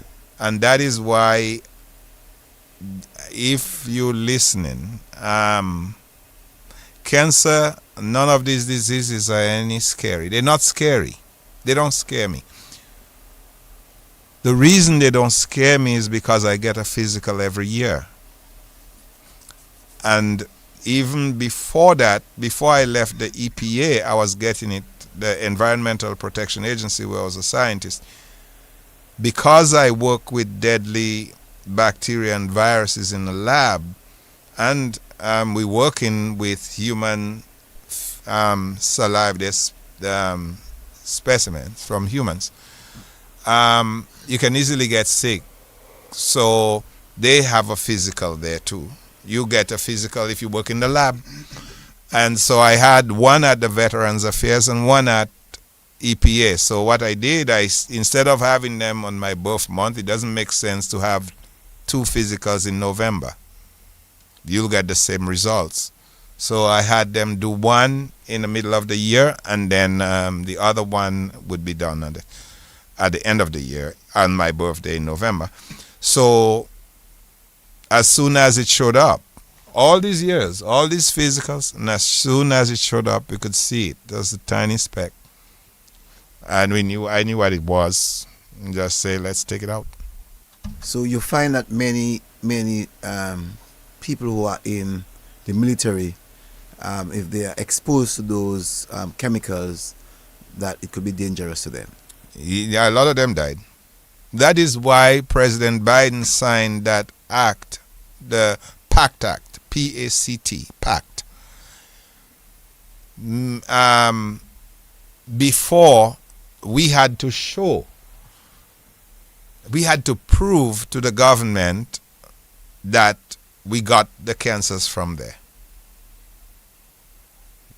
President Biden's son, Bo, he died of brain cancer. He didn't have it. When I look in my family history, I had all my DNA done. No history of that in my family. And a lot of others. But a lot of us who were there had the very same symptoms and a lot of the same things. So President Biden made a presumptive act that if you were there at that time and you suffer from this list of things, that's where you got it. Because the science, the research showed that what those burn pits and the oil wells, the burning and all those things they what they led to, and that is, they admitted that they were some of the Scud missiles actually did have sarin gas. So that's what you talked about earlier on when you spoke of the pit. That's what you spoke about earlier on when you spoke about the pit. The burn pits. There's a burn pit registry. The U.S. military has a burn pit registry, and if you were in any of those and you were involved in those activities, you're on that registry. So if something happens to you, you can point back to it. So what does the authority then does to that individual if they are found with the cancers? Each one of those surgeries costed about almost $250,000, huh? And I didn't pay anything, and they pay me for the rest of my life. My physicals, everything, all my health care for the rest of my life is free. That's amazing. That's amazing. Now, let me ask you, that Scud missile, when it's thrown up in the air and falls, how is that? You hear the big explosion. What you hear next is a lot of alarms. The chemical weapons alarms that we put in the sand that we have around our compounds start going off because the gas start coming down towards the level of the sand, and they start to kill you. Do they kill you? Well, it won't kill you. When you hear the alarms go off, then you run into your bunker, wherever, and you put on your gas mop mask suit, right? You put on your chemical suit. But the time it takes, the alarms are placed on the ground. How tall are you? If you, I'm 5'8". I'm 6'1". Okay, you 5'8" and you 6'1". I'm 5'10". By the time the alarm rings and you run, you are running through the chemical because the alarm is placed on the ground. You already expose your entire height. 5'8", all the way to the ground where that thing is, the pancake we call it, and they start to alarm. So you've been exposed for some time before you put your mop suit, your mask first, and then you run to get the rest if it's not with you. Well, it should be close by, but you already been exposed. So it's just a matter of when it will show up and if it has an effect on you. Not everyone. So truly, mass eruption is really truly dangerous. What? Mass eruptions. The mass chemical weapons of mass destruction. Yeah. Those things are dangerous. They shouldn't even exist. They're really, really bad. And to produce that in a lab, it means that you too in the lab you're also exposed. Yeah, well, in the lab, unless something happens, unless you screw up and somebody screws up in the lab, but the labs are really, really tightly controlled. If I run that lab, I'm not trying to hurt myself, but worse, I don't want to hurt somebody else. That's your career. But Swinny, we have heard of labs that produce anthrax. Yes. We've heard about those labs that produce biochemical weapons. Uh-huh. What is that? Well, okay.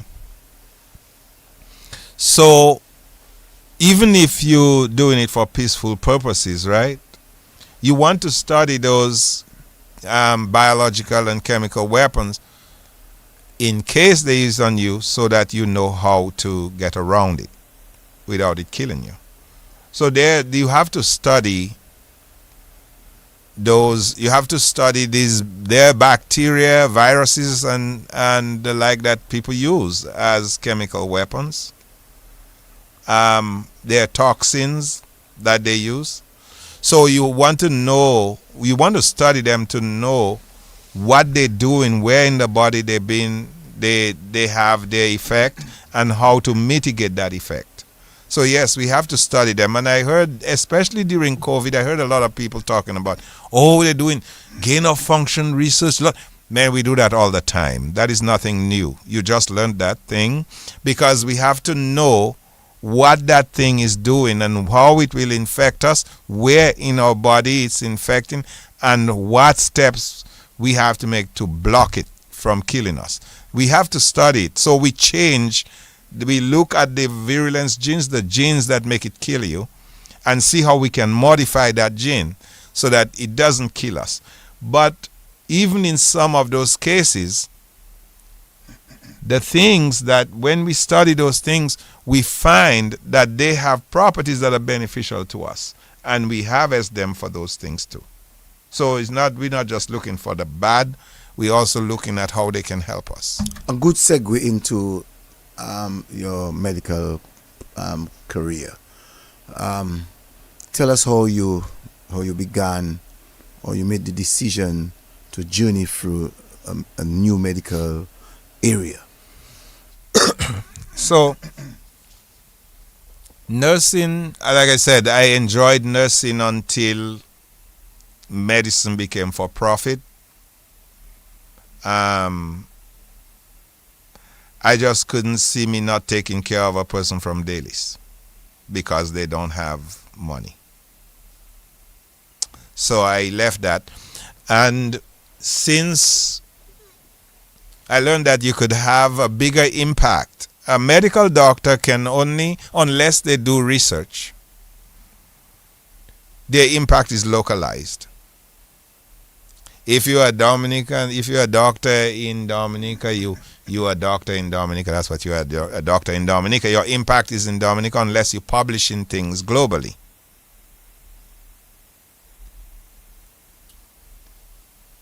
Science, I decided to forgo medicine and go straight into the science, the thing behind medicine. And there are different fields: biochemistry, microbiology, genetics, immunology. Now microbiology is wide. All fall under biology. Now I want people to understand this. Most people might think that those subjects are really difficult, but biology is nothing but simple. It is the study of life. Life. The lives of that we live, the lives of plants that feed us, the lives in the oceans, just life. And the chemicals that make up life. So it's really, really interesting. And when you understand it, you start to take care of yourself better. Right? When you understand your environment and your body, you start to see things differently and you start to take care of yourself. So in that field, I'm looking at all the others, and one stood out to me, and it was the one about the feeding the rabbits in Delices, because he wanted me to wrap around to why. I always wanted the answer to why that red ant in my eye caused the swelling, and why the milk, the breast milk, got it out, and the swelling and the pain gone almost instantaneously. And then in studying, when it was the antibodies in the breast milk, that the mom had already been bitten by those ants before, and she had antibodies against the toxins that those red ants had. So for those people who don't like vaccines, that breast milk was in effect a vaccine into my eye directly, giving me the antibodies, because for the first year of life, a child's immune system is non-existent. Anything can kill a baby. That's why people are so protective of their babies getting infections. The only way they can get that protection is for the mother to give them the antibodies that she had been exposed to. All the diseases she's been exposed to, she has antibodies against them, and she's giving them to the child in the breast milk. And so that became really interesting to me, and I started to dig. It's pretty much the most difficult one of the sciences, because it is, and it follows my career path of policing and military, because in effect the immune system is the body's police and military. They protect us against all kinds of bull. So we have to I really took it seriously. I learned it very well. But even in immunology itself, there's so many different fields in immunology itself. Mucosal immunity, all local immunity, and so it is vast. But it is the one that protects you. And if you notice, a lot of the cancer drugs they're using now, those drugs, when you look at the names on the TV screen, you will see some letters at the end of the name, the MAB. Some MAB, a small MAB, monoclonal antibody. Same kind we use for vaccines. The cancer drugs we're doing, so for those who are anti-vax, please, if you get cancer, you're going to get the same kind of treatments, the same kind of things that we're using for the vaccines. All right, so there, when I got to when you do your thesis work, and in my thesis work, I actually found a potential vaccine for Chagas disease that's in South America that there's no cure for. And no one was bothering about it when I did that work in 2006. All that published, but no one was interested in it because it wasn't affecting the bigger countries until now. And it is doing so because of something I put right at the end in the discussion of that paper in 2006. So what are you saying? I want to know what you're saying. What I said was climate change and the rapid travel we have with globalization will take the bugs that are not supposed to be living in the cooler temperatures up north, where I was. With climate change, it's warmer, so they move in straight along with the climate, and now they're in the United States. So I just got a request from the president of the medical school I went to. When you said I, who are you speaking of? Me. Oh, me. Mr. Dr. Augustine. Swinburne Augustine. Yes. Uh-huh. I just from Delices. Huh? From Delices. Yes. Okay, go ahead. Being nominated for the school's highest award next year. Well, it was supposed to be this year, but I got the letter too late to reply. The president of the school is one of those that was on TV approving those vaccines, Dr. James Hildreth. Dr. Hildreth has a national podcast from Nashville, where the school is, but it's a national podcast, and they want me on there to talk about my research and the potential vaccine that I found. When things don't affect the United States or the big countries, it doesn't get a lot of attention. When it starts to bother them, then the attention. So you're saying that you created a vaccine? I didn't create the vaccine. What you did? What I did was I took the bug that's infecting those people. The parasite. I took it and I studied it and found on its surface a protein that is essential for its growth, its existence, and its ability to infect us. And I created an antibody against that protein on the surface of that parasite. And if it infects, it must go inside your cell like COVID, and then it'll break out and kill your cell and get out and infect others. If you're already infected and I vaccinate you with that antibody, when the infection will continue, but once they break out of that cell, they flow into a sea of antibodies which are like sharks. Your blood has all these antibodies, and as soon as they come out, it'll capture them and destroy it, and the infection ends.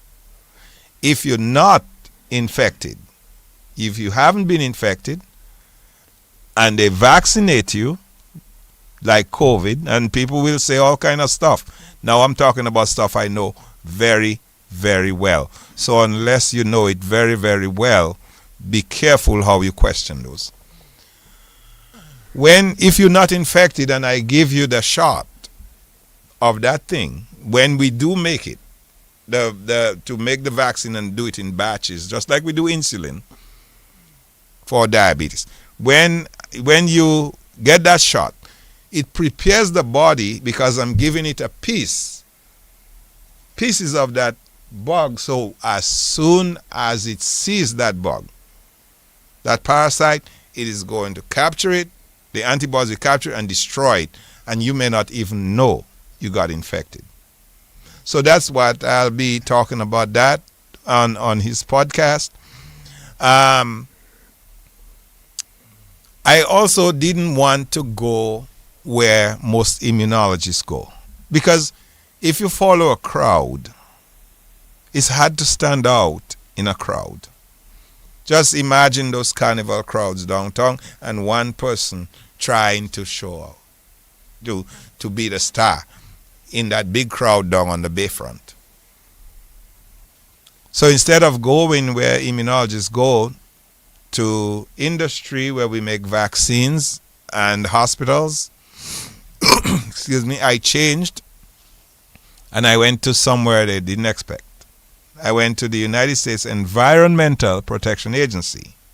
Now there, they studied the land, they studied the air, and they studied the water. And then they were doing models to show how those things, pollution, can affect humans. So basically, you're looking at a pyramid like this,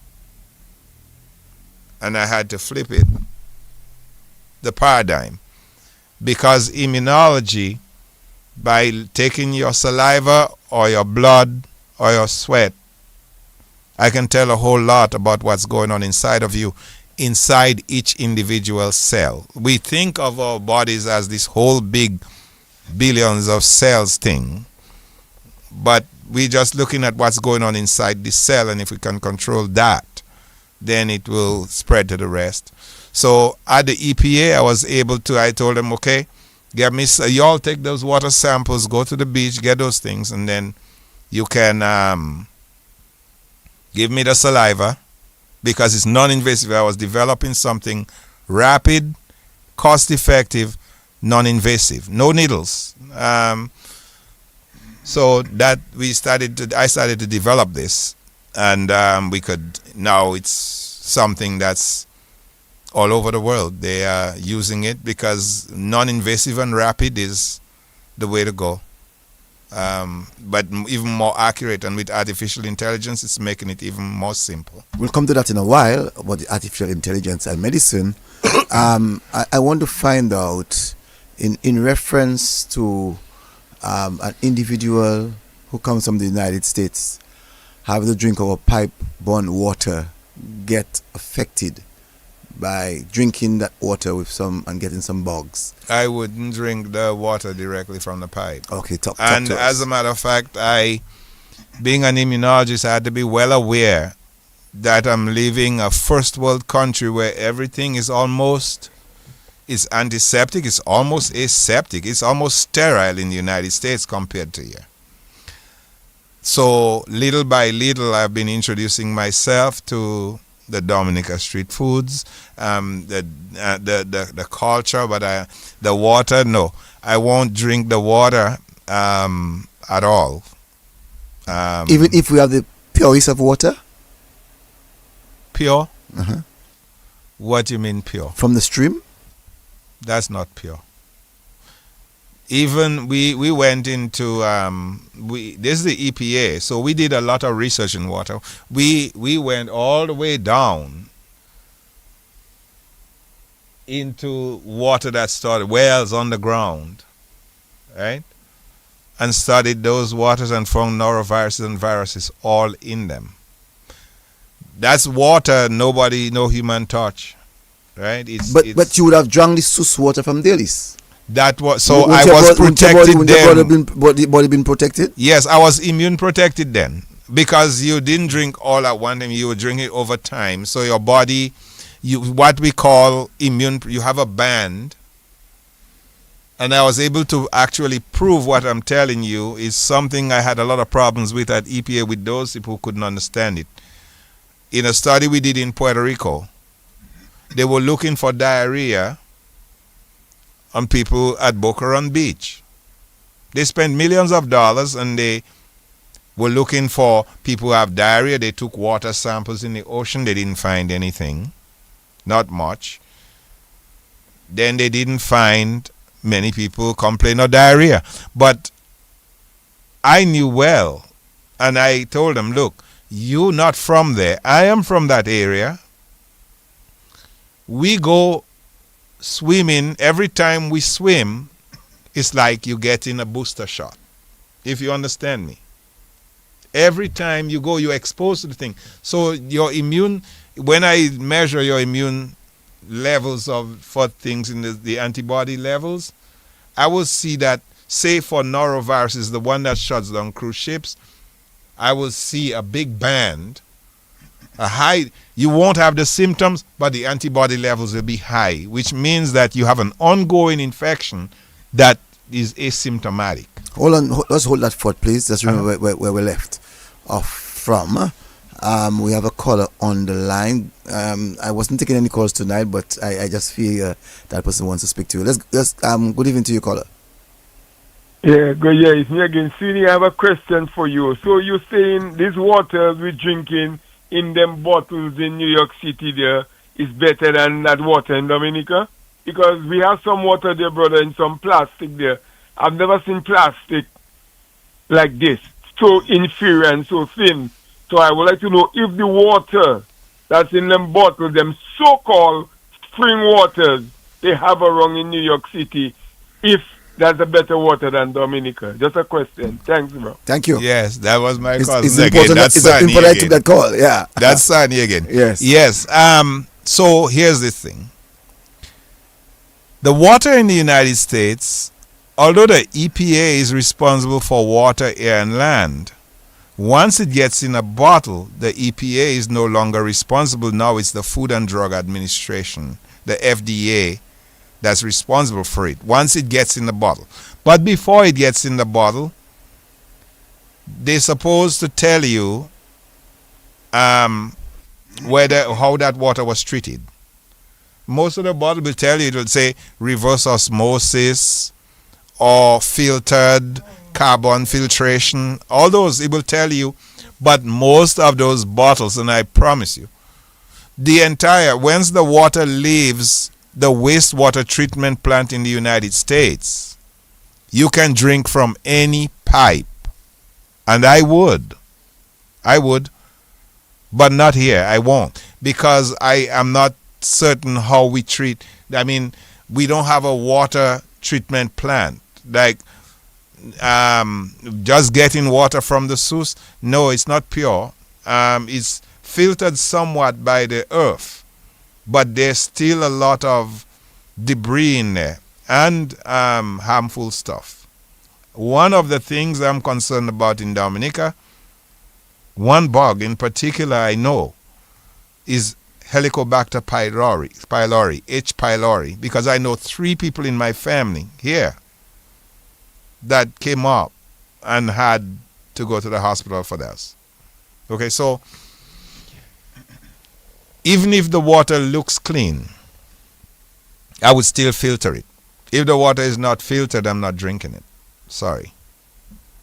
Until maybe my body gets accustomed to where I was before, before I left here. But until then, I will do things step by step. Just not giving myself a big dose of anything. So what is your advice then to people who live Dominica and are accustomed to their pipe-borne water going to the United States? No, they won't have a problem. It's the reverse. The going up there, you go into, I promise you, the water in those. If you've ever been to the process of the water treatment plants, that's feeding the cities. EPA is who's responsible for the whole federal government. We the ones responsible for that. The filters in your fridge, all those things, our engineers in the same building I work are responsible for making sure that the claims that these people are making are correct. If not, to get it off the market. So going up is not a problem. Coming back, if you've lost the immunity like I did, after a while you're just remember remember during COVID they say you have to take the booster because your antibodies drop. They probably won't go away totally, but they will drop to a very low level, and when you get infected, then your body has to fight for about 5, 10 to 14 days, and you might be weakened by that time, depending on the dose you get, or it might kill you. So, small doses, much better, where your body can handle it and then build immunity. Your role with COVID-19? That was one of the most challenging. I've been through 3 wars, right? But this one, that was to me, the scariest thing I've ever had to deal with. To see people falling dead, that's before the vaccines. Dead. You look at the TV and 1 minute, 100,000 people dead. Then the other half hour, that thing done went up to 500,000, and just people just dying. All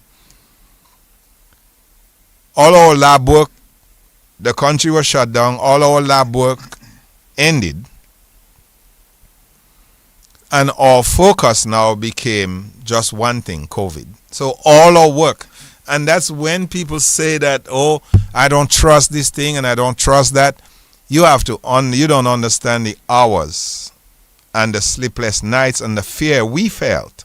We had to, for me to go to the lab in my building, I had to send them a notice telling them I'm coming on X date at that time, and nobody can be in the hallway or in my lab. So if the other people wanted to, my other technicians working in the lab, we can't work with each other. We have to schedule, okay, I'll be there from that time to that time, and you'll be there from that time to that time, and we try not to bunk. So a lot of work wasn't getting done. We focused on COVID and getting out of it, not because we were making money, but because we were afraid. So yes, we were afraid. I was scared stiff. Nobody was coming to my house. Not my daughter who's an emergency room physician. I don't care. You're not coming to my house until I was fully vaccinated, the first 2 shots. And we used the saliva test to show who was infected organically or who had vaccines.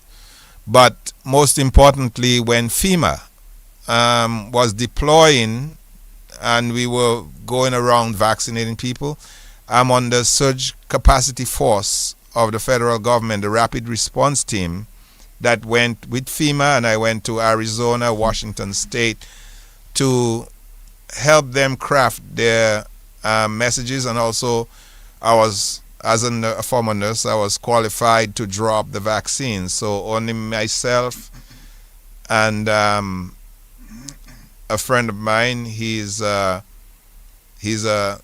doctor of pharmacy. We were the only two allowed to pull up the vaccines and draw it up and hand it to the nurses outside. They couldn't even come inside where we were with the thing, with the vaccines. So it was once FEMA first said, when they said, okay, you're on the deployment list, I said, am I getting the vaccines first? They said no. I said, well, you can forget that.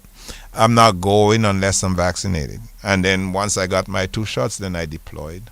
So I did a lot of work, both in the lab and on the ground, deploying, leaving my family, and going. But when I saw what was happening, I had no choice. Especially when I saw 300, how many thousand people dying a day, and I thought my little island, Dominica, has just about 70,000 people. They died 3 times already. So if that thing came here, I really got scared, and for our country. So I did something that most people didn't know what I was doing. I started to write articles, and I started to do interviews about how to get Dominica out of the mess, out of not just Dominica and CARICOM asked if they could use that. Gabriel Christian and I wrote for some things, a way out of Dominica and the Caribbean from COVID. So I did a lot. A lot of sleepless nights. So for you having to work with Dr. Fauci, tell us how it felt. The leader, I would say, the advocator of the vaccine, how it felt working with him. Okay. Dr. Fauci and I are in the American Association of Immunology. We both in the federal government. His research days are long gone. The man is now way up there. And so his role was to represent the federal government. So all the research that we were doing in the federal government and in most of the universities that are funded by the federal government, he was just the spokesperson for the research, explaining what we were finding, not that he was doing it. And I never worked directly with him. We were in the same organization, usually at the president's dinner, at the conferences. An officer of the organization. For 6 years, I was one of 6 people letting people into that organization worldwide. Now I'm on the public communications committee. The messages you see about measles and all these diseases, I'm one of 7 people that craft it worldwide before it goes out immunologically from AAI, the American Association of Immunology.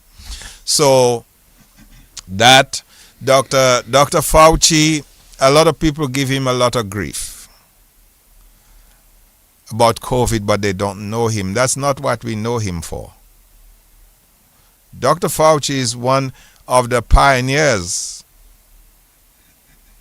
of HIV and AIDS research. And a lot of people who are walking around today with HIV without a scarlet letter and a death sentence on them is because of his work. And Dr. Hildreth at Meharry, where I went to school. Those guys were pioneers in HIV research, not COVID. COVID was our research. They had nothing to do with that research. Theirs was AIDS and HIV. So if you're walking around with HIV, and you're still telling me you want to kill Dr. Fauci because of COVID, you're a fool, because you're alive because of his work. I also want to find out from you, with all of the changing world that we are seeing, and we're seeing the influence of AI, how influential that AI is going to be with medicine in the very near future. All right. So, when I used to work at DBS, we had those reels. Remember them? You had to splice them. Those big reels. Yes, and you had to splice them for news. For news. Or for production. Right. And then we went from those things to 8 tracks, and then you went to cassettes, and then you went to CDs, Yes. and now DVDs, and now everything's on your phone. No, everything is cloud. Right on your phone. Yes. Yeah? Okay.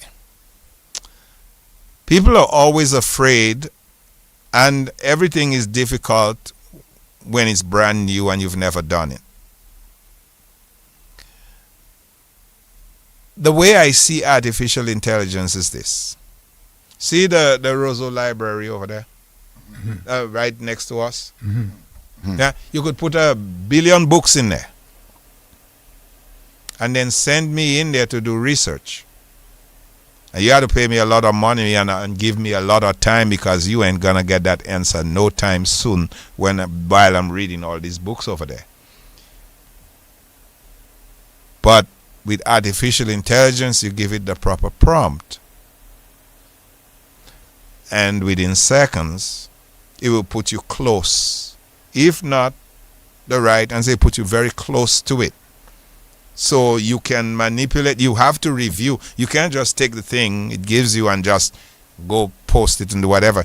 You have to do your due diligence too. But it brings the information, because all this, just imagine you have your own personal agent that is walking through every library on earth, has every news article, has every science article at its disposal. It knows how to get them within a nanosecond. Why would I want to go sit in the library next door and waste time when I can get the thing? And each of you listening with a smartphone, it is smart for a reason. The thing is your brain. It's part of your brain. You want to prove it? Why you have stuff in there you don't want nobody else to see? Why you have it locked and with passwords for everything is because it is personal, but it is a computer in the palm of your hand, a powerful one too, depending on which phone you have and whatever. You have a powerful tool. I teach at a university, and I teach from Dominica with my phone. You hear me? Like the pastors say, someone hear me tonight. I am teaching Wilberforce University with my phone. Students getting their degrees in Ohio, and I just got my phone. The phone is a powerful thing. We just use it for silly stuff. But artificial intelligence, the things that you interact with on your phone, don't be surprised when you say, boy, I was just talking about that, boy, and I see it I seen it on Facebook, we. How many times have we said that? It is because your phone is listening, it's you. And none to be scared of. Your phone is you. The things you touch are the things it will keep bringing to you. So if you like porn, guess what? It's going to send you naked people all day long. If you like Bob Marley, it's going to send you reggae all day long. You see it on your feed. It is the things you. At some point, we're going to come to a point where, and I'll ask this question because when you understand this question I'm going to ask, you'll understand. What is the most complex computer on earth? The brain? Okay. Is that? the most complex. And do computers connect with other computers? Right? They do? Yes, they do. Right. So then, There's can a your net- there's a brain network. connect with your phone? Yes, you should be able to do that. Yes. So at some point, you see Elon Musk is trying to build those sensors for especially people who are who have deficiencies, especially neurological deficits, and the chip controls their movements. It's your brain. It's waves of communication going through. So we can connect with a computer, the brain-computer interface. Anyway, take your time. Huh? Dr. Swinny, take your time. A brain-computer interface. Yeah, that word you just mentioned, brain interface. A brain-computer interface. Right. You can Google it real quick Right. and see what it says. Algorithm. I want to take you on that. Yes, Google it real quick. No, I know what I'm talking about. After a while, this phone that we have in our hand, as you said, based on your pattern of behavior. If you like porn, it will send it for you every day. If you like music, it will do that. Don't you think at one time that artificial intelligence, robotics, do you believe at one time that these machines would be in a position to control man? Unplug them. Unless they figure out a power source that So if external to what we can do. If we unplug them, where they get no energy, Mhm. which is electrical energy, don't you think that they at one time will be able to power themselves through solar? Well, yes, if they do that, but then there's none to fear. It is not. Those are lines of code. Eh? I'm just probing. Yeah, to it's find not out. like because robot, remember, like different a source predator. of energy, where you go inside the electrical thing, I put you off, and you go off. But then I can develop a say, well, all right, don't worry, I can store the energy. Don't you think at one time they would store their own energy for their own use? So and I think, yeah, well, you making it sound like AI is a person or an entity I'm like just that. saying in the future. Well, in the future, yes. When we look at the future, there are lots of ethical issues we have to deal with AI. But the thing is, not to fear it, but to work within it and use it wisely the way we know the way it was meant to be used. But here's the thing about human nature. No matter what you produce. When Alfred Nobel decided he's going to make dynamite, he didn't mean to blow up people. He meant to bust through mountains to build highways.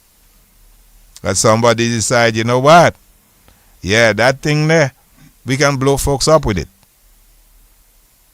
So no matter what you do, somebody's going to find some nefarious reason to use it for something other than what you thought it would be. As you're saying, I just want to say good evening to the folks on YouTube. I'm seeing a few people actually saying hi to you, Dr. Swinburne. Good evening, Brain and Cecil Swinburne. The Mervyn Nicholas, North Carolina, is in the house. Also, Dennis Augustine, I think that must be your family. Yep. He said, hi, good evening, cuz. Ainsworth Irish says, good scholar. Suspect when you say good show, but he said, great scholar. I listen, my good friend. Good evening, watching from New York. Martin Roye. And we have quite a number of people. Beverly John Baptist says that I'm watching on YouTube, and you can see the quest. So quite a number of persons very interested in Dr. Augustine. That's Magdalene Lewis. You did not have to call him a cord. Sometimes, you have to say what you have to say. All right? And can you eat the ice in Dominica from the same water? Well, that's a question that's asked from YouTube as we're coming to the end. Yeah, let me just throw back a little bit in terms of the immunity based on the environment. Let's take water. Mm-hmm. I know, for instance, since we're little boys, we go to bathe in the Roseau River. We use it to bathe. We use it as our source of disposal in terms of throwing our species in the river, fishing in the river as well. And I noticed over a period of time, after you use that water in the Roseau River, the Roseau River never killed anybody. It never killed anyone. Remember, as he said, So I'm just saying you're in the Roseau River ever so often, and you're drinking that water, so your immune your immune systems are to build to up. kick up. Right. So the antibodies will protect you because you're accustomed to drinking that water. Right. Like he's saying. So there's nothing going to happen to you. Right. But if a foreigner comes who's not accustomed to it, will drink it, it will kill them. Or hurt them. It might make them very sick. Very fair enough, because I was just wondering, because it's the building of the immune system that protects you from these viruses or bugs that may be inside the river.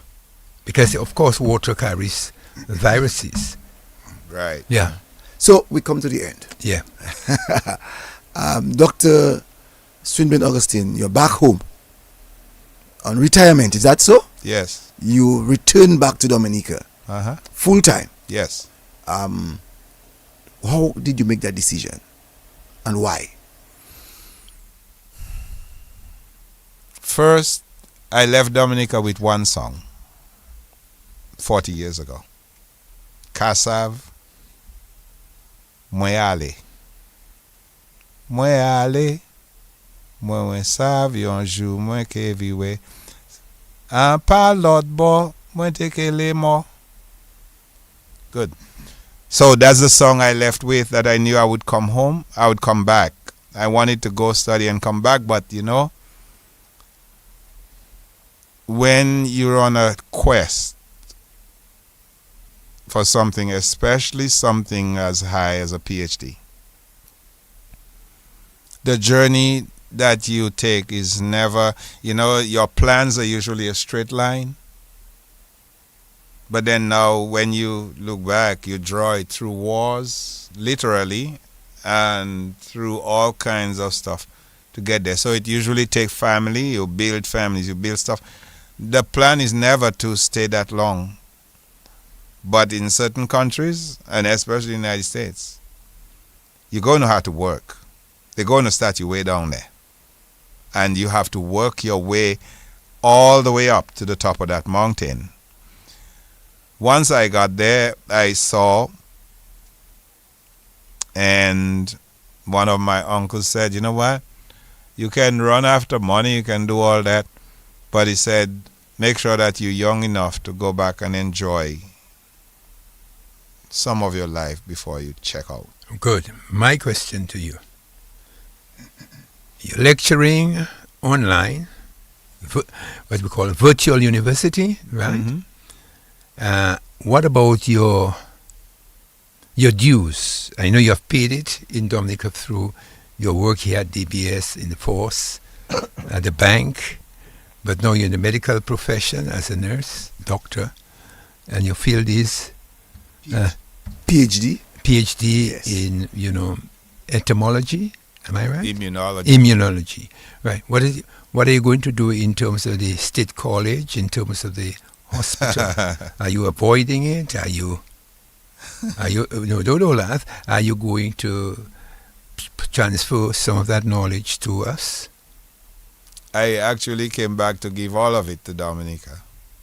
Thank you. But I am not one of those people that I'm here. If they need me, then I'm willing to help. If not, I'm willing to continue to enjoy my vacation.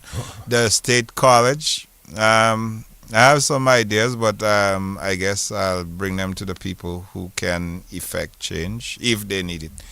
I'm still friends with, Trudy, Christian, and sometimes if they need stuff, I look for it for them and guide them to where the solutions are. I love this country. That's why I came back. It's kind of hard. It is actually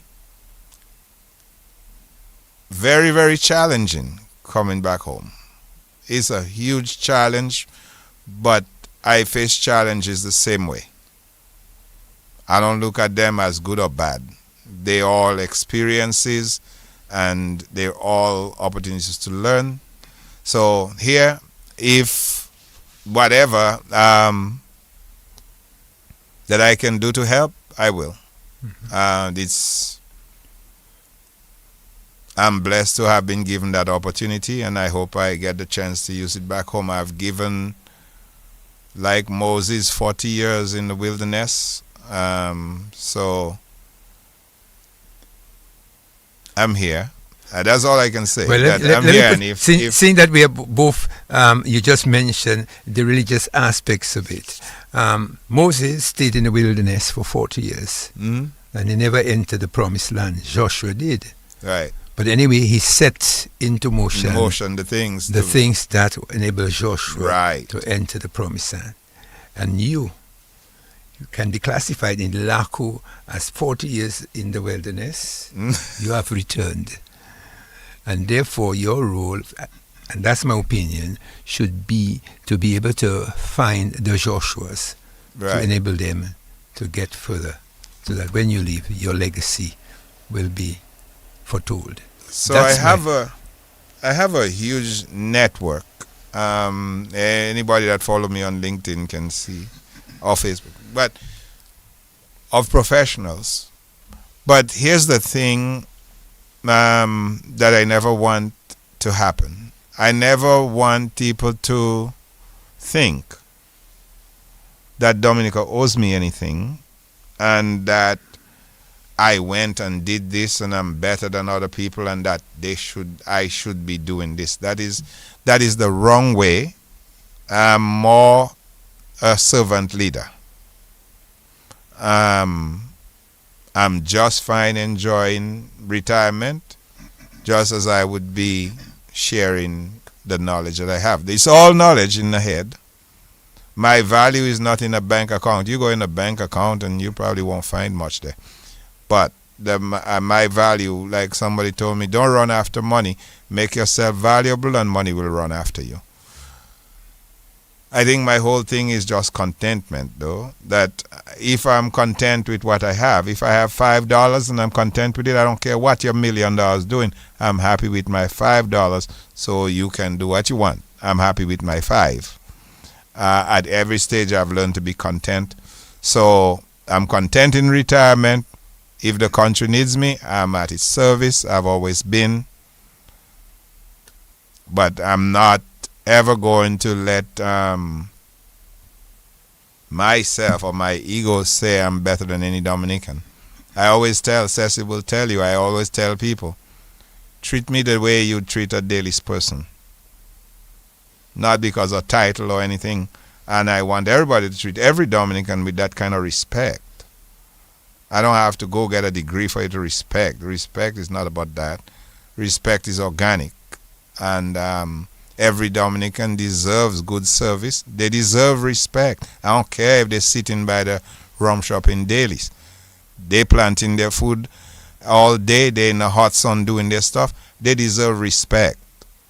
And when you see them dirty, I remember the song of the Banana Man from the Sun's Eye. Yeah. Tourist white man wiping his face. Met me at Golden Grove Marketplace. He looked at my old clothes brown with stain and said, "You're a beggar man, I suppose. Go find some occupation." Be of value to your nation. Thank God on my big right hand, I will live and die a banana man. But here's the key in literature.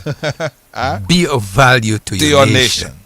Be of value to your nation. Yes. And by Banana God, man. with your And big my strong big hand, right hand, I will live and die. Die, And you banana know, man. that- I think the thing that has driven me to where I did is one, I've always had these responsibilities. One, to my to myself, that I don't dishonor myself. Number two, I don't dishonor my family and my family name. right. And number three, that I don't bring dishonor to my country. Because if I bring dishonor to my country, it just doesn't affect me, it affects other people. We can see it in the people who overstayed in this Hebrew country, and now they say in Dominica has a lot of people that don't want to come back, so we don't want nobody else to come. Our actions do have consequences. So I've always looked at myself as being responsible to myself, my family, and my country. Yes, God, my father, he's the one give me the knowledge. So I'm really intimate with him. Right. Chris Elegant said, wonderful program. Weenie Green said, Dr. Sweeney, I love your last response. Brenda Alexander said, gentlemen, thanks for the great show. Have a safe drive home. And to all, a blessed night. Brent Noll Etienne said that I really enjoyed the program watching from Sweden. And Victoria Williams said, good night, very interesting program. I'm listening from Miami. And Paul Bonnie said, gentlemen, good night, I enjoyed the program. Enough respect to all. The free safe drive home. Glennis Phillip watching for the first time, and I enjoyed the show, was very educational. And Sandra Sayer says, well, do have a blessed night and rest and get home safely. Yannick said, any person would be lucky to have his man as a mentor. This man as a mentor. You are highly is that decorated Dominican, and I mean personally wanted to say dedicated Dominican. And again, Etienne says that I really enjoy the program watching from Sweden. Jacqueline John Lewis says, wonderful program, gentlemen, pleasant good night. And James Gegwa says, very interesting and informative show, I learned a lot, thank you, gentlemen. And Lucia says, the banana man. And Fifth Hope, whoa, what a great program. Good food. Gentlemen, I enjoyed this program and also learned a few things. And I can go on and on and on. It looks like it's not stopping. It says, very interesting program, gentlemen. I listened, took notes. That's good. That's a good student. That's a good student. Yeah. And great show. Michael St. Edmond Etienne says, great show. And Noelis Hiller says, welcome back home, my fellow villager. I'm enjoying the program. And I want to ask you, what do you make of Dominica since returning home? I compare Dominica only to one thing. The Dominica I left and the Dominica I'm coming back to. Those are worlds apart. So much progress. Yes, I know, I hear all the negativity, I hear all the politics. I'm not worried about that. I'm looking at the roads in Delices. And we need another one too, the one from Petit Savan. But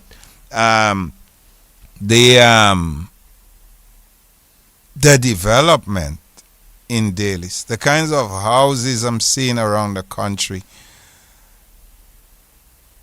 the projects I see going on. I couldn't come home often because I was afraid I'd lose my job in the military or in the federal government, with Liat leaving me stranded, or me sleeping in Antigua or some other crazy place.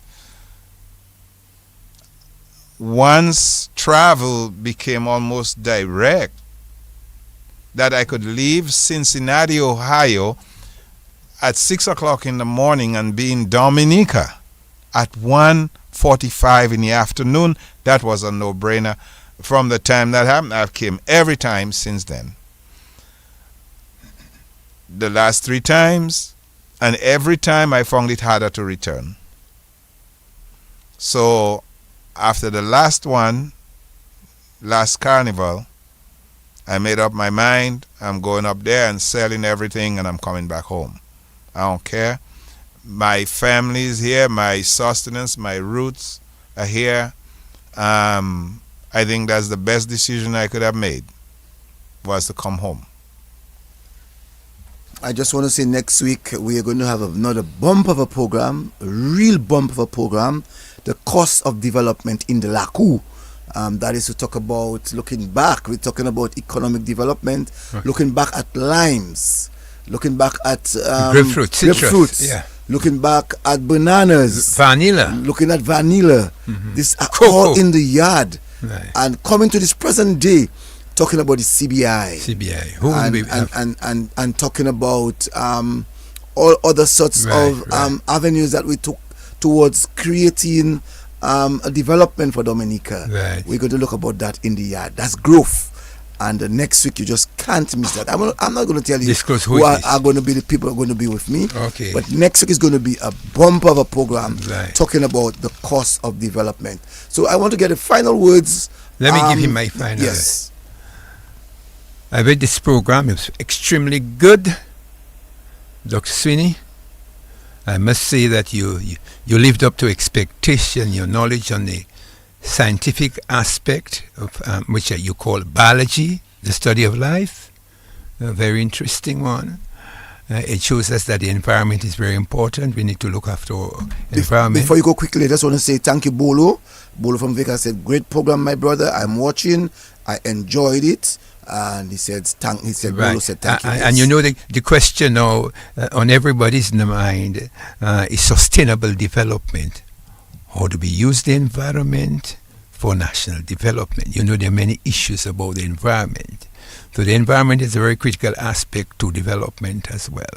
And so I'm very happy that you were able to draw that out in us. And Cecil, biology, don't forget that. And I was very amused with your pertaining to the theta, but leave that one behind.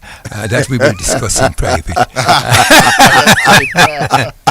Have a very good night, Dominicans. It was a pleasure being with you. And just want to say, my good friend says that Brain was also trained to be a pastor in the Pentecostal church. That's direct saying that. Your last words, Dr. Swinburne.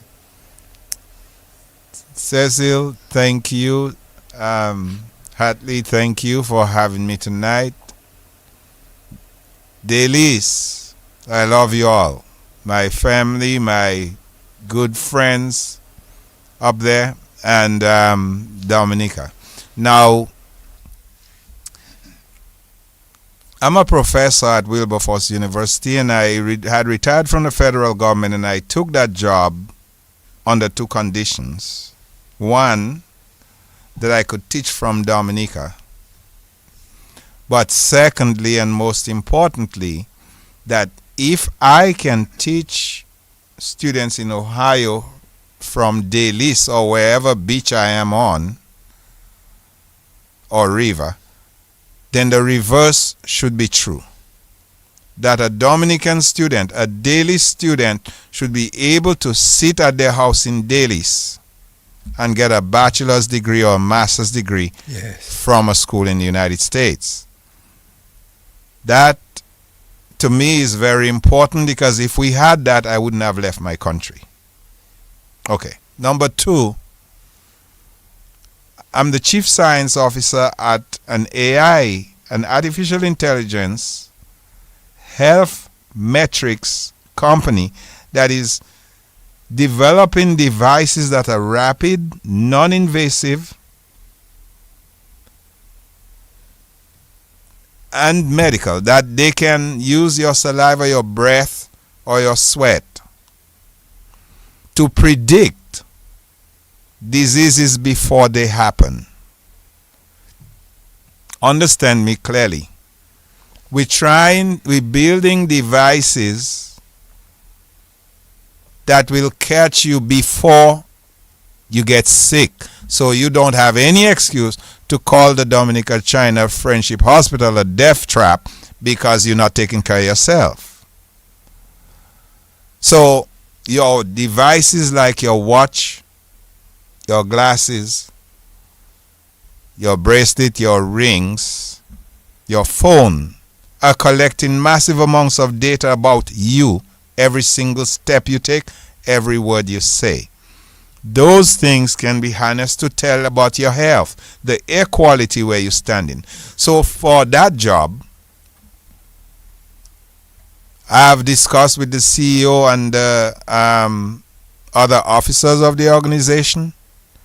What I want from them, not really their money. Can they give the devices to Dominica? Can we get them for really cheap? I told them we don't have a good, health system and all that great, and we don't have money for all these fancy things, but if we can get them at very, very low cost or free, and they've agreed. So on two fronts, both on the education front and on the science front, I'm working those two to try to get us some of the things that we need over here. I just want to say good evening to Augustus Libran. He's listening too. Quite a number of people are still sending messages to say be home safe. They enjoy the program, safe journeys, and it's encouraging. And one said, I can't wait for next week. I just know that next week will be a real good one. Yes. Talking about the Lakou, I think we need to remind people where we came from. We have been talking about our yard. But it's time that we talk about Dominica. Right. How we were able to do the development of our country by phases. So as we said, we start from way back lime. We came with cocoa. We came with grapefruits. We came with bananas. We came with offshore banking. We came with now CBI. And we are going to talk about this thing, how we were able to grow. And that's some of the things I must say that we are ignoring. Right. We're looking at, building of the international airport. We have let us talk about building of the Belleville Airport before, the Kenfield Airport before, and the gradual growth to now building an international airport. And right now, not right now, the world is looking forward to not only looking at a way of money transfer, but looking at a way of evading, that is being able to go back where you don't have to use money. Right, you can transfer in what I don't know if it's Bitcoin. They're using Bitcoin. They're using Bitcoin. It is largely used. Or they're using another form of bricks, another form. All that is creating yes. a new thinking one of these days in terms of trade. One of these days we have to have that discussion on the issue of bricks. Bricks. What is that? Because we know that the Europeans, as I've always said to you, the Europeans will never become part of bricks. And because they are fighting currencies. And you hear what the Europeans say. Right. It's time to let us look for ourselves now. Right. And we cannot actually depend on the United States. So soon from now, the Europeans are going to build their own economic base. Their base. You know what I'm saying? And the United States is going to maybe having to deal with their own. And right now we know that the United States has to deal with the issue of its currency. Right, so every time a country finds itself stepping on the boundaries of currency, creates a problem. Okay. And we have to understand that. Well, that's another discussion. And that's another discussion. Because people tend to think the wars is because of certain things. It's about economics. But it's totally about economics, money. Well, it's about money, not even economics. It's about money. Because economics for me is a forecast.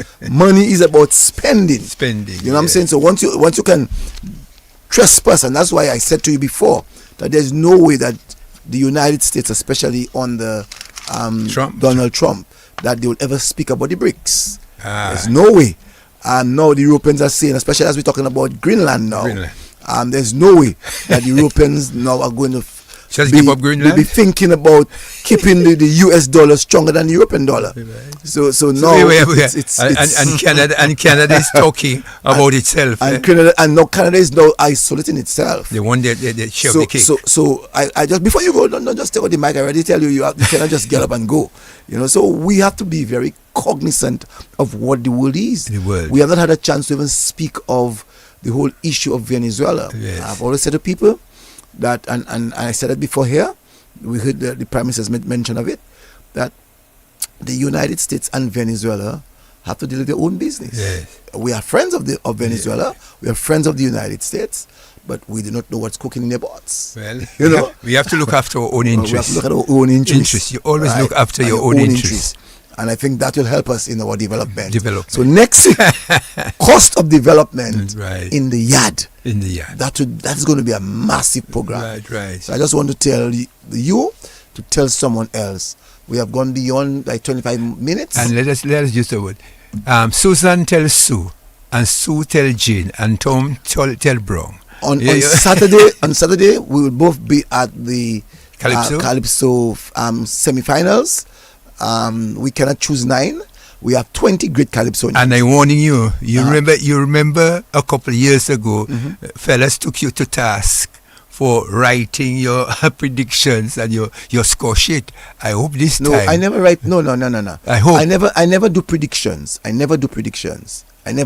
But you have the ratings. I listen to at the night, and before the results comes out, right? You have. I give my ratings. So I am one of the brave announcers that broadcasters that will do that. So, for instance, at the quarterfinals, I was able. How many you got? The one I did not get was I didn't have Calfa P. That's in the 20. I did not have Calfa P, but I had Butai in. Butai on border. Butai came at 21. Right. Calfa P came at 20. So I wasn't far from it. Right. I know. Butai came at 22, and Liberator. I had Liberator number 22, not 21, but Liberator was 21. Butai was 22.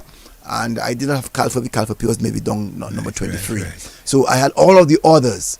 And I had the first 5. I want to say I had the first 5 in order of the judges. Right. Well, I telling the guy, and I ending up on that note, it's not a matter of choke here. It's a matter of hitting 6. It's a matter of scoring runs. I mean, I just ending on that. Hey, don't hold me over. I happen to have maybe not getting the song in its full. But I understand this song. I know this song. And I took some time off after the quarterfinals, and I listened to it, and I think it's a well-written song. What type of ball he had in his hand? A white ball? No, I mean, red ball. There are 3 balls. Red ball.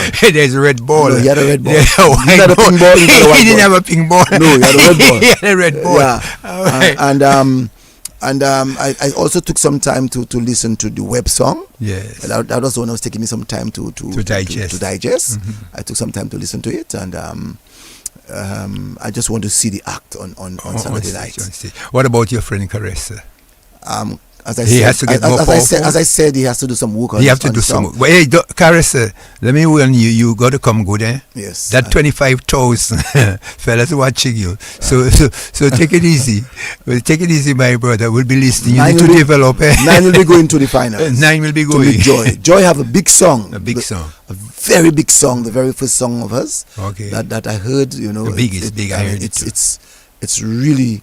One that you have to listen. And who's a writer? I hear Hunter. Hunter is a writer. Good writer. So, but I notice also since the fella gets sick, I see he has challenges. Fellas not coming out. No, the guy said that he was not able to sing this year because of whatever the reason he gave, as to whether it's justified or not. That's up to the individual. But I heard his writer is not all that well. Yeah, but he's not able to participate. But that's a discussion we'll have in private.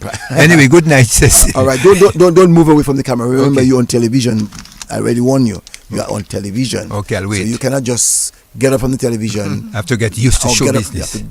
It is show business. I have to get used to show business. It is show business. I have to wait. You have to understand that the cameras are looking at you. Okay, I'll wait. All right?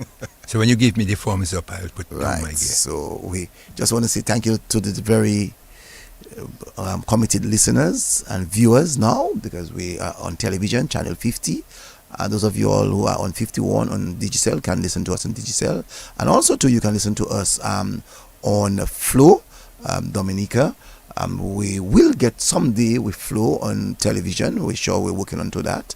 And those of you on YouTube, thank you very much. And those of you on Facebook, thank you very much. And those of you who listen via the radio, again, thank you. We'll be with you again next week, the same time, from 7 o'clock with another interesting Lakou program. It's already 11:29 as we go across to the BBC World Service for News, but let's take our time. Repeating itself in Iran. The protests, which began on the 28th of December over the economy, have turned into calls for the end of the rule of Iran's supreme leader. The Iranian government has called the demonstrations riots backed by